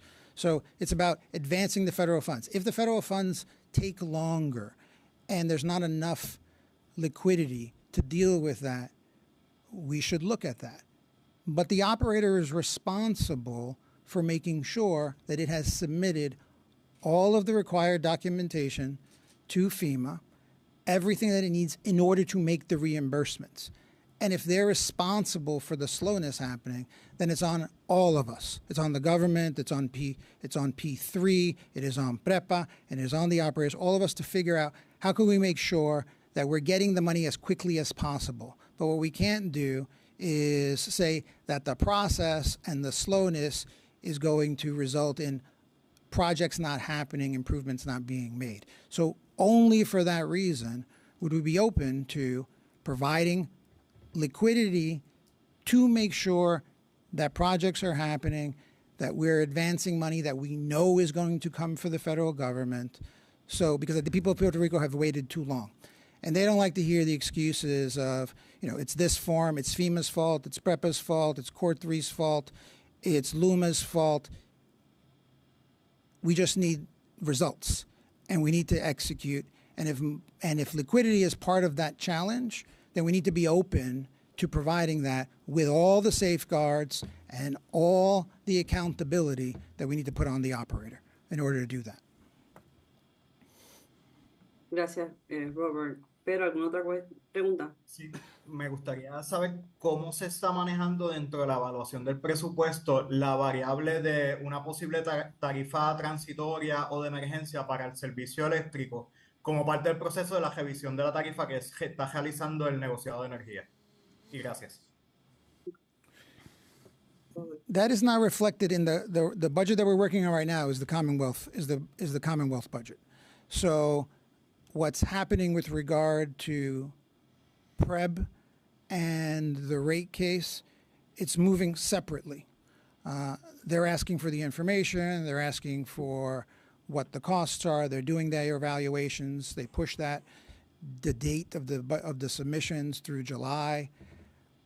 It doesn't impact the Commonwealth's budget overall, but this is the case, this is the point about, is there a liquidity issue? But that wouldn't, it's not part of the Commonwealth's budget that we're discussing right now. Gracias, Robert. Manuel Guillama, Nuevo Día, you're next. Sí, saludos. También relacionado al tema del sistema eléctrico, entre los planteamientos que hace Luma para esa falta de liquidez que alega que tiene para realizar las mejoras al sistema, ¿verdad? Ellos llevan meses planteando el tema de las transferencias que PREPA no le hace mensualmente.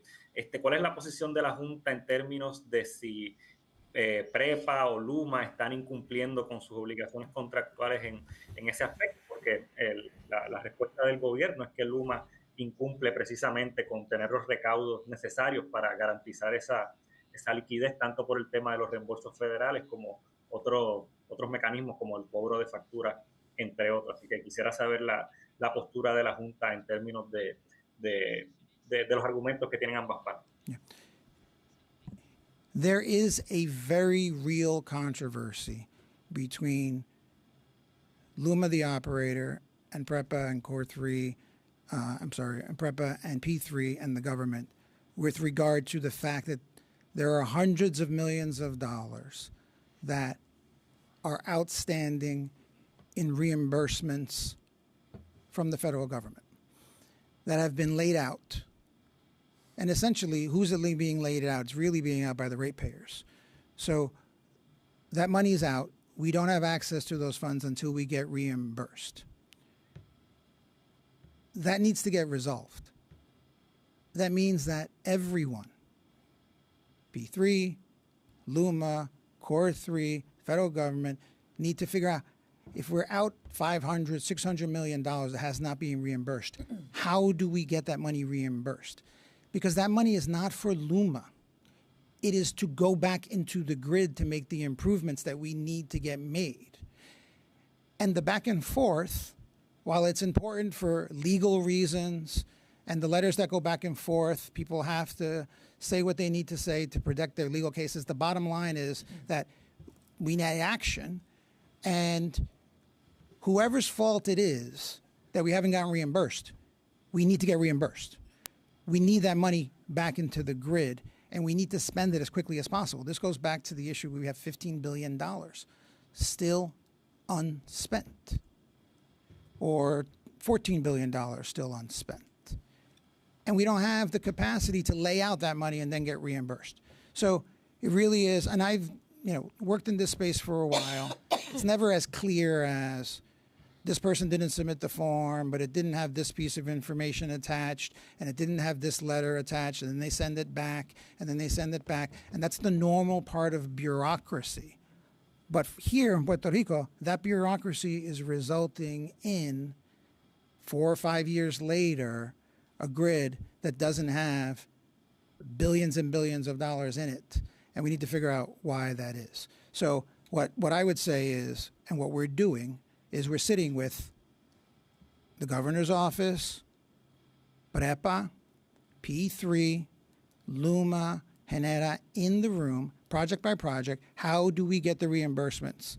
How do we get the money to flow? How do we get more trucks, more construction, more improvements happening faster than the current rate? So, we can go back and forth about who's to blame, that's to blame, and we'll deal with that in due order, and the governor has her committees. But in the meantime, it's unacceptable to just wait until these things are resolved. We have to help all of us together, work together to make sure that the dollars are spent and the money is reimbursed. And if there's a need for liquidity in order to do that, and that's part of the solution and the government agrees with that, we need to do that too. But what the government has said is we're not going to give more money unless we see results, unless we're able to hold them accountable, and we 100% agree with that. Y en ese aspecto, si se me pide un breve seguimiento, porque llevan meses reuniéndose con las distintas partes, con los operadores, con el gobierno, no hay todavía un diagnóstico y en consecuencia una solución en términos de qué es lo que tiene detenidos esos reembolsos. Yeah. We have made some progress, right? The governor mentioned, for example, that the federal government, we've been talking about vegetation and we've been talking about the obstacles to getting that approved and the slowness. And recently the federal government approved and obligated a couple thousand miles. That money then, once it's approved, it then gets spent slowly because the federal government only will give you a certain amount at a certain time. Perhaps there's a way that we can accelerate that and get that money spent. As far as the diagnostic overall, there's clearly not enough money flowing into the system, but that's PREB is doing that evaluation right now. PREB is in charge of the rate.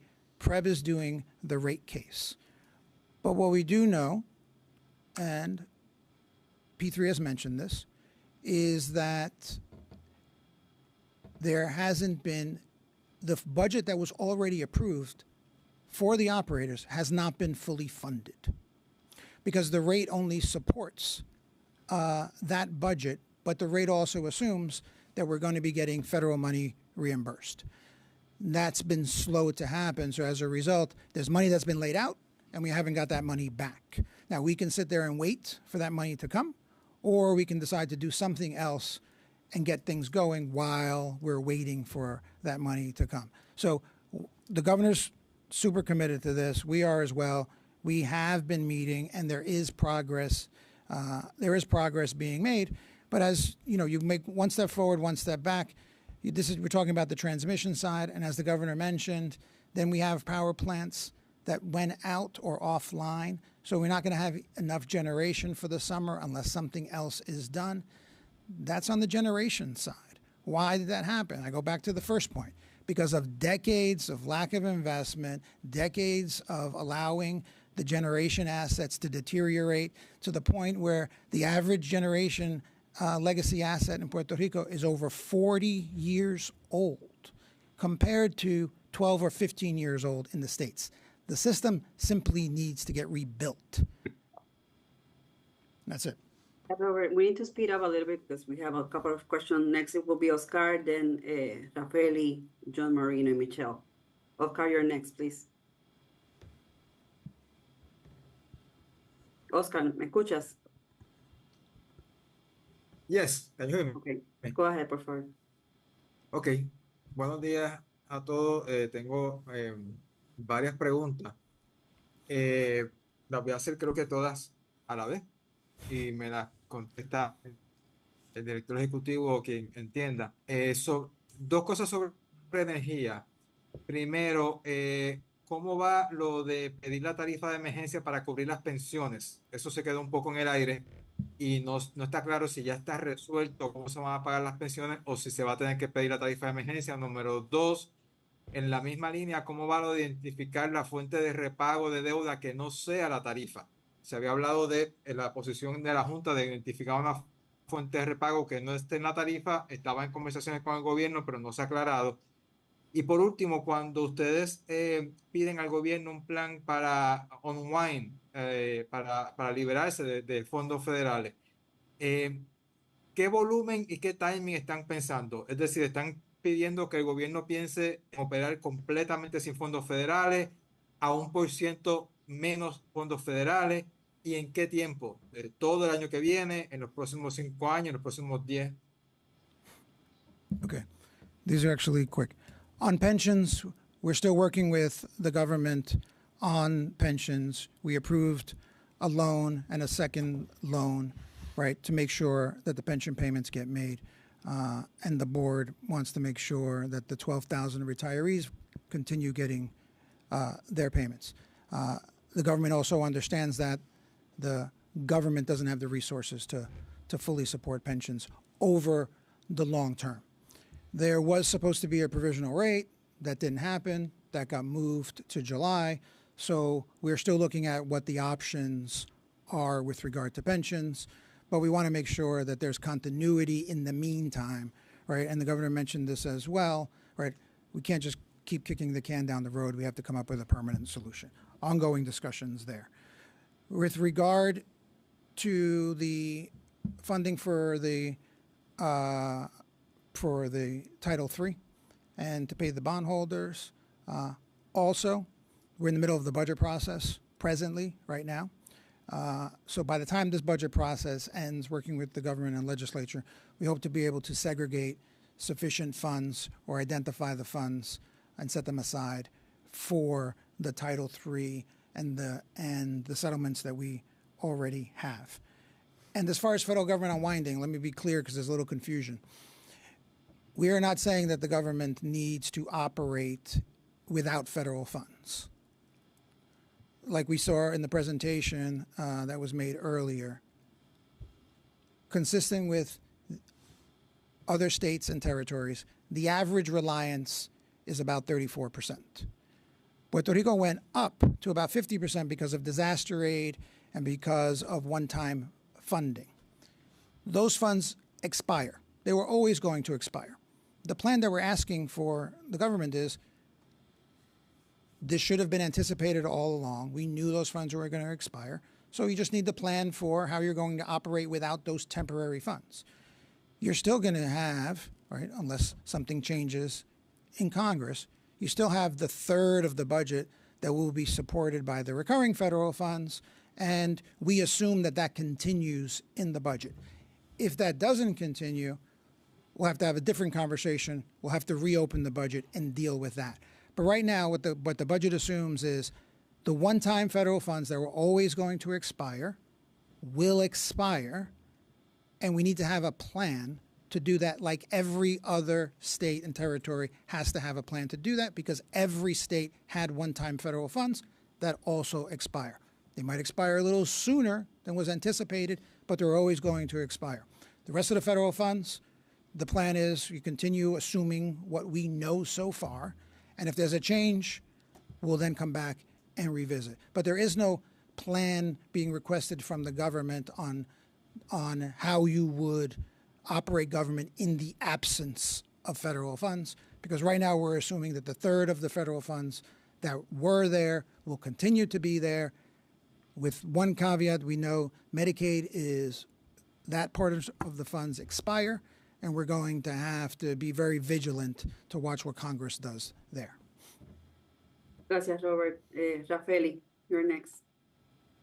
Buenos días a todos. En específico, y dado de haber, estar en un proceso de análisis de ese presupuesto sometido por el gobierno el 1 de mayo, ¿qué partidas de ese presupuesto corren mayor riesgo de sufrir recortes que afectarían servicios esenciales? Sé que se habló un poco de esto, pero me gustaría que fuera un poquito más específico sobre el momento. ¿Qué partidas estamos hablando? Right now, in the budget that we had, it's relatively flat. There are one-time increases, but there are no cuts to essential services anticipated in this budget right now, because the only reductions that we're seeing are the one-time federal funds that go away. Those should not be funding essential services, because those were always going to be one-time funds. What we're asking for is the Department of Education to make sure we can see what the plan is to do without those funds. But we are not proposing cuts to essential services in this budget. Hey, Robert, can I just add to that? So, we talked about the federal funding. This would not be board action, right? Most of these reductions would be coming passed on from the federal government, right? And the federal money specifically tied to particular programs. We'd have to determine what the impact is to the economy if there was a loss of federal money. But as the federal government tries to go through its efforts, and if they do pass along reduced funding to the particular states or to the territories, especially Puerto Rico in this case, that would be the federal government who's actually reducing the federal services that are flowing through to the island. So wouldn't be action that we would be taking as a board, rather other than just implementing those pass-through reductions that are coming from the federal government. John, thank you for that, because I want to be very clear. There are no board reductions in this budget. The only things that we're talking about here is federal funding may be reduced or federal funding was expiring. So we have to manage with that reality, like every other state and territory has to manage with that reality. But in the absence of that, there are no reductions being made from the board, from the government, or from resources that are coming from the local taxes. En términos de en esa misma línea, aprovechando la coyuntura que ha repetido el miembro Nixon, específicamente sobre las políticas establecidas por Trump junto con Dodge, ¿qué opinión les merece la creación de un Dodge local en Puerto Rico y cómo entienden debe administrarse y subvencionarse una estructura como esta en el contexto de recortes presupuestarios? Mira, saludos Rafael, yo veo la creación de un Dodge positivo, en el sentido de que en momentos de incertidumbre, estar mirando dónde hay lugares donde pudiéramos ser más efectivos y más eficientes, nunca es negativo. Es exactamente lo que están haciendo todas las personas de negocio alrededor de todo el mundo, que es enfocándose en qué manera nosotros podemos hacer más con menos, ¿verdad? Así que yo lo veo bastante positivo. En relación a cómo se está fondeando y dónde vienen ese dinero, pues ya ahí eso es algo que hay que ver y hay que vislumbrar, ¿verdad? O sea, porque en teoría, siempre y cuando esos gastos que se estén incurriendo se vean de una manera reflejada en eficiencia de otro lado, pues entonces la perspectiva nuestra es que tiene que ser revenue neutral, ¿verdad? Así que yo te diría que por lo menos parte mía, ¿verdad? Lo veo muy bien, y un paso en la dirección correcta para tener un Puerto Rico competitivo, no solamente a nivel nacional, sino a nivel internacional. No sé si, I don't know, John, if you want to say something. Sure. I'm letting the translator do it instead of trying to translate it myself. A couple of thoughts on that. One is there are several states that have created local Doge type groups. The unique thing about Doge is it's not a new concept, right? The way they're doing it is new, but I've personally been part of many efficiency groups or committees or initiatives between gubernatorial transitions, right? I know that those of us with state experience here have lived through those. What we've never seen before is really the manner by which they're doing it, and the impacts, right? The broad-based impacts. So, I think as far as your question about a local Doge committee, I think as Board Member McKenzie said, I think it's always important for us to be determining how we can optimize and improve government services, right? I mean, the taxpayers here in Puerto Rico are the people that are being impacted by the inefficiencies and the ineffectiveness of the government. And so can we do things better? Can we do things smarter? Those are things that we really, really want to be talking about, right? But as of right now, we're just trying to get some of the financial best practices in position. But obviously, this is something that the elected officials, I mean, the governor, and it's really a question for her about how to streamline government and make things more effective. I mean, but the board's number one objective is to make sure that we have a balanced budget, that we're operating in a rational manner, and that we've created an opportunity for economic growth here on the island, so we don't slip back into bankruptcy, right? I mean, we're negotiating. We just negotiated some pretty big deals with the Commonwealth bankruptcy.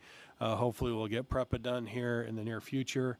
But again, if the whole economy falls apart and government reverts back to its old ways, it could create some efficiencies or some problems with the way the government responds and lives up to the commitments that we're making. So it's really important that we install these best practices and we operate as effectively as we can.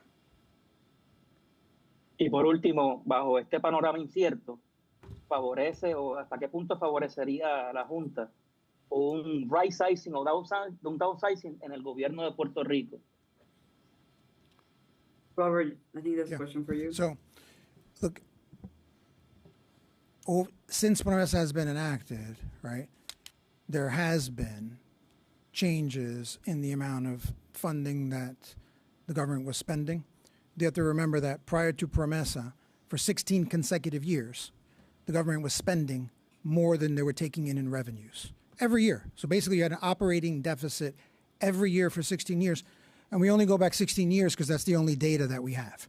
That results in the bankruptcy. Since then, reductions had to be made in funding. Some of them were painful. And we're on the other side of that. So the last couple of years, now we're paying debt service again. We've right-sized pensions. We're paying for pensions now. We're doing PAYGO. And we're funding services. Going forward, the biggest challenge right now is going to be where there are additional investments that need to be made, but that now has to be slowed because we now have this issue with the federal funds.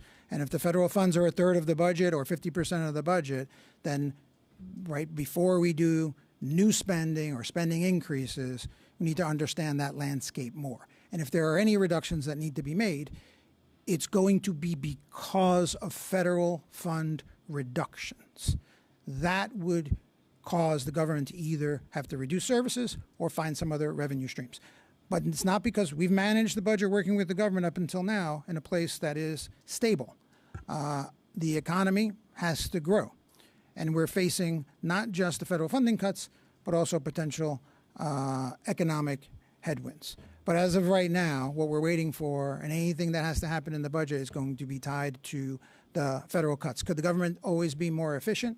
Yeah, I think that is why the governor proposed, her executive order in relation to finding savings. And as Board Member Nixon mentioned, every government is always doing that. You're always having to find efficiencies and making sure that you're using the resources that you have best to be able to deliver services. Gracias, Robert. Sí, Cameron. sí, si quiere, o sea, en cuestión de tu pregunta, porque Robert lo resumió extremadamente bien, pero quiero contestarlo de una manera, ¿verdad?, más humanista. Cuando estaba hablando de right size, y lo que está hablando en realidad, la gran parte es despido, ¿verdad? Entonces, yo te diría que, o sea, nosotros en general, o sea, el tener que despedir a individuos del gobierno es algo que no se ve de manera positiva ni que estemos buscando, o sea, en realidad, pero quiero que al mismo tiempo estemos claros, o sea, que si hay posiciones dentro del gobierno que en realidad no se necesitan, eso es un impuesto indirecto al puertorriqueño. Entonces, o sea, la manera que nosotros lo vemos es de tratar de ser de manera fiscalmente más responsable. ¿Para qué? Para tener un Puerto Rico próspero, para tener un Puerto Rico que pueda competir. Así que la pregunta de downsizing, eso es una que verdaderamente la gobernadora tiene que trabajarlo, y esta creación de Dodge sería la persona que estuviera, asumo yo, encargado de estar buscando cuáles serían esas eficiencias para poder reducir esa carga, si es innecesaria, al consumidor, al individuo, al negocio puertorriqueño. Sí, quería agregar eso. Gracias, Cameron. We are running out of time. We have 2 more questions. John Marino, I think you were next, and then Michelle Kasky, and we need to wrap up. Okay, thanks. Real quickly, just to follow up on Oscar's question about the pensions. Am I to understand the board has approved Commonwealth loans for the month of May and June, or plan to do so, and that a rate would be imposed in July to fund the pensions? And the second thing, board member Nixon, put forth a possibility of a need to amend the budget later in the year. Is the board foreseeing a need to do that with other fiscal plans as well, given the uncertainty in federal funding? On the pensions, we still have to deal with June. We're dealing with it a month at a time. We're in conversations with the government about how to do, right, a permanent solution. There was supposed to be a provisional rate in July that is now not happening. So we're looking at, right, what are the options, how you move forward, right? We need to understand that the rate of spend is $300 million a year. And in light of everything that we're talking about, it's really hard to find $300 million a year, right, to fund the pensions. But PREB at the end, right, is doing their process. And at the end, they're supposed to be looking at all costs, all the costs of the systems and doing their rate case, but that's going to take longer potentially. So 1 month at a time with regard to the loans, while we continue to have conversations with the government on the rate, on the long-term funding options. With regard to other fiscal plans, the federal funds are largely impacting the Commonwealth fiscal plan. So that is where there would be the biggest impact, because if you're talking about direct federal funds, we're not talking about the impacts or the broader economic impacts of those. So as of now, all right, and we're not talking about the fiscal plan, we're talking about the budget. And if you would have to reopen the budget, it would be tied to the loss of federal funds, period. Next question, Michelle Kasky. Hi, thank you. Can you hear me? Yes. Great, thanks. I've got a couple questions. First is, I know you were talking about how, Robert, you were talking about how there's the budget discussions that are going on now. The Commonwealth is, is working on the budget, and in terms of finding the money for the Commonwealth to help support repaying the PREPA's legacy debt. You said that, if I remember correctly, you were saying that that would be worked out in the budget discussions for the Commonwealth's budget. I'm wondering, how soon do you need to explain to the court, to the bankruptcy court, how the PREPA's legacy debt will be repaid? I understand that PREPA and the board have notified the court that it would amend the debt restructuring proposal to explain that. I'm just wondering, is there some sort of time frame where you have to explain that to the court, give that detail to the court? And then also my other question was, in terms of the recurring federal funds, and it looks like this year for fiscal 2025 was 10.4 billion of recurring federal funds. I'm wondering how much you anticipate that will decrease or could decrease for the next fiscal year for the Commonwealth. And then with Medicaid, the anticipation is that it would fall to, the federal government's help would fall to about 1.4 billion in, I believe that's fiscal 27 or 28, yeah, 28. So is it correct to say that if the federal government were to reduce Medicaid funding even more, that there's a risk that that $1.42 billion number would lower even more? Yeah. Go backwards. The $1.4 billion number, it's because the Medicaid funding crosses over fiscal years. So that's the 27 impact, and then in 28 it actually would drop down to 500.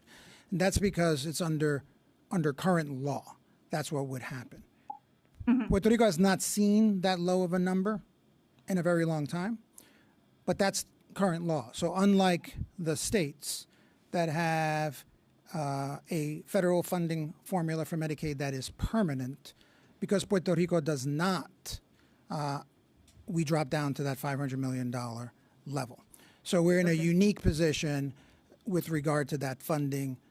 And then there's the broader talk of Medicaid reductions writ large. But for Puerto Rico, you had that concern even before there was talk about closing the federal budget deficit because it expires. But your numbers it actually goes down to 500 in 28 because the reduction crosses over 2 fiscal years. I don't have a date to tell you as to when we have to tell the court where the funds are coming from. We disclosed that we were going to be finding it from other resources. We're confident that we'll be identifying the funds from other resources. We've had preliminary conversations with the government on that, but when we have to set it aside and tell the court where it's coming from, we will do that. But we're confident that we have the resources to do that. And I think you had a second. There was another question in there. Yeah. A follow up on that is, what makes you confident that the Commonwealth has the resources and that both the executive branch, the governor, and the legislature will follow through with this? Yeah. We have had conversations with them, so we understand. The debt has to be paid. The question is how it gets paid. What we said in the fiscal plan is there isn't sufficient in the rate to support all of the investments that the failing grid needs, and also to fund the agreements that we have with 44% of the bondholders. The money is the same. Either you're going to have to pay for it through the rate, or you're going to have to pay for it from some other place. It's the same people, right? You're paying it on 1 million households who have energy bills, or it's coming from some other place that we might be able to find resources that the Commonwealth has access to. So the level of confidence comes from knowing, right, what resources are available and what conversations we have had. And we know that it's critically important for the government as well as the board to be able to exit Title III. So it's important that we're able to fund those commitments so that we have a plan that is confirmable. Okay. Robert? And then the federal funds. We need to wrap out, Michelle, so. Okay. Can I just say one thing, Sylvette, with respect to federal funds? I want to make sure that people understand we're not advocating for a reduction of federal money.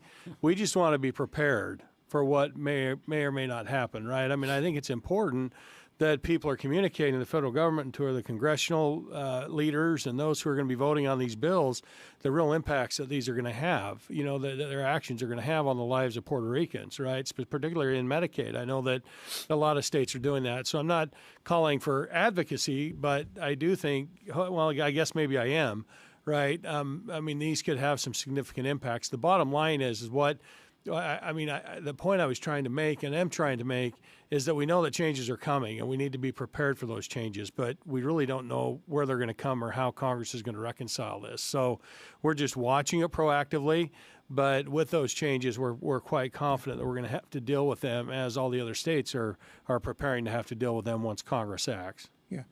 John makes a valid point. I just want to follow up on it. The history of the Commonwealth budgeting is not acknowledging what is coming or happening. So the history of budgeting has been revenues are coming in lower. We're not going to acknowledge that revenues are coming in lower. We're going to keep spending at the rate as if that wasn't going to happen. Part of budgeting responsibly is looking at what's coming, planning, and making responsible decisions. So that's all we're saying here. One, we want to highlight we're dependent on federal funds. We're dependent on federal funds like many other states are. They're all going through this exact same exercise. They're all going through the same exercise of having to look at what's going to happen. Many of them have said publicly they may have to reopen their budgets. Many of them are dealing with this. We want to make sure that we're dealing with it here as well. We're paying attention to it. And in a different world, maybe we don't have to deal with these impacts, right? Which is why we're not making decisions in advance of those cuts happening. But we need to look at what the landscape is and be prepared for it and understand it and plan for it. And we're working with the government in doing that. But we hope, right, that it would have the least amount of impact as possible so we can focus on other things which are growing the economy, creating jobs. Amen. Thank you, Robert, board members, and members of the press. We conclude our press conference. Gracias a todos.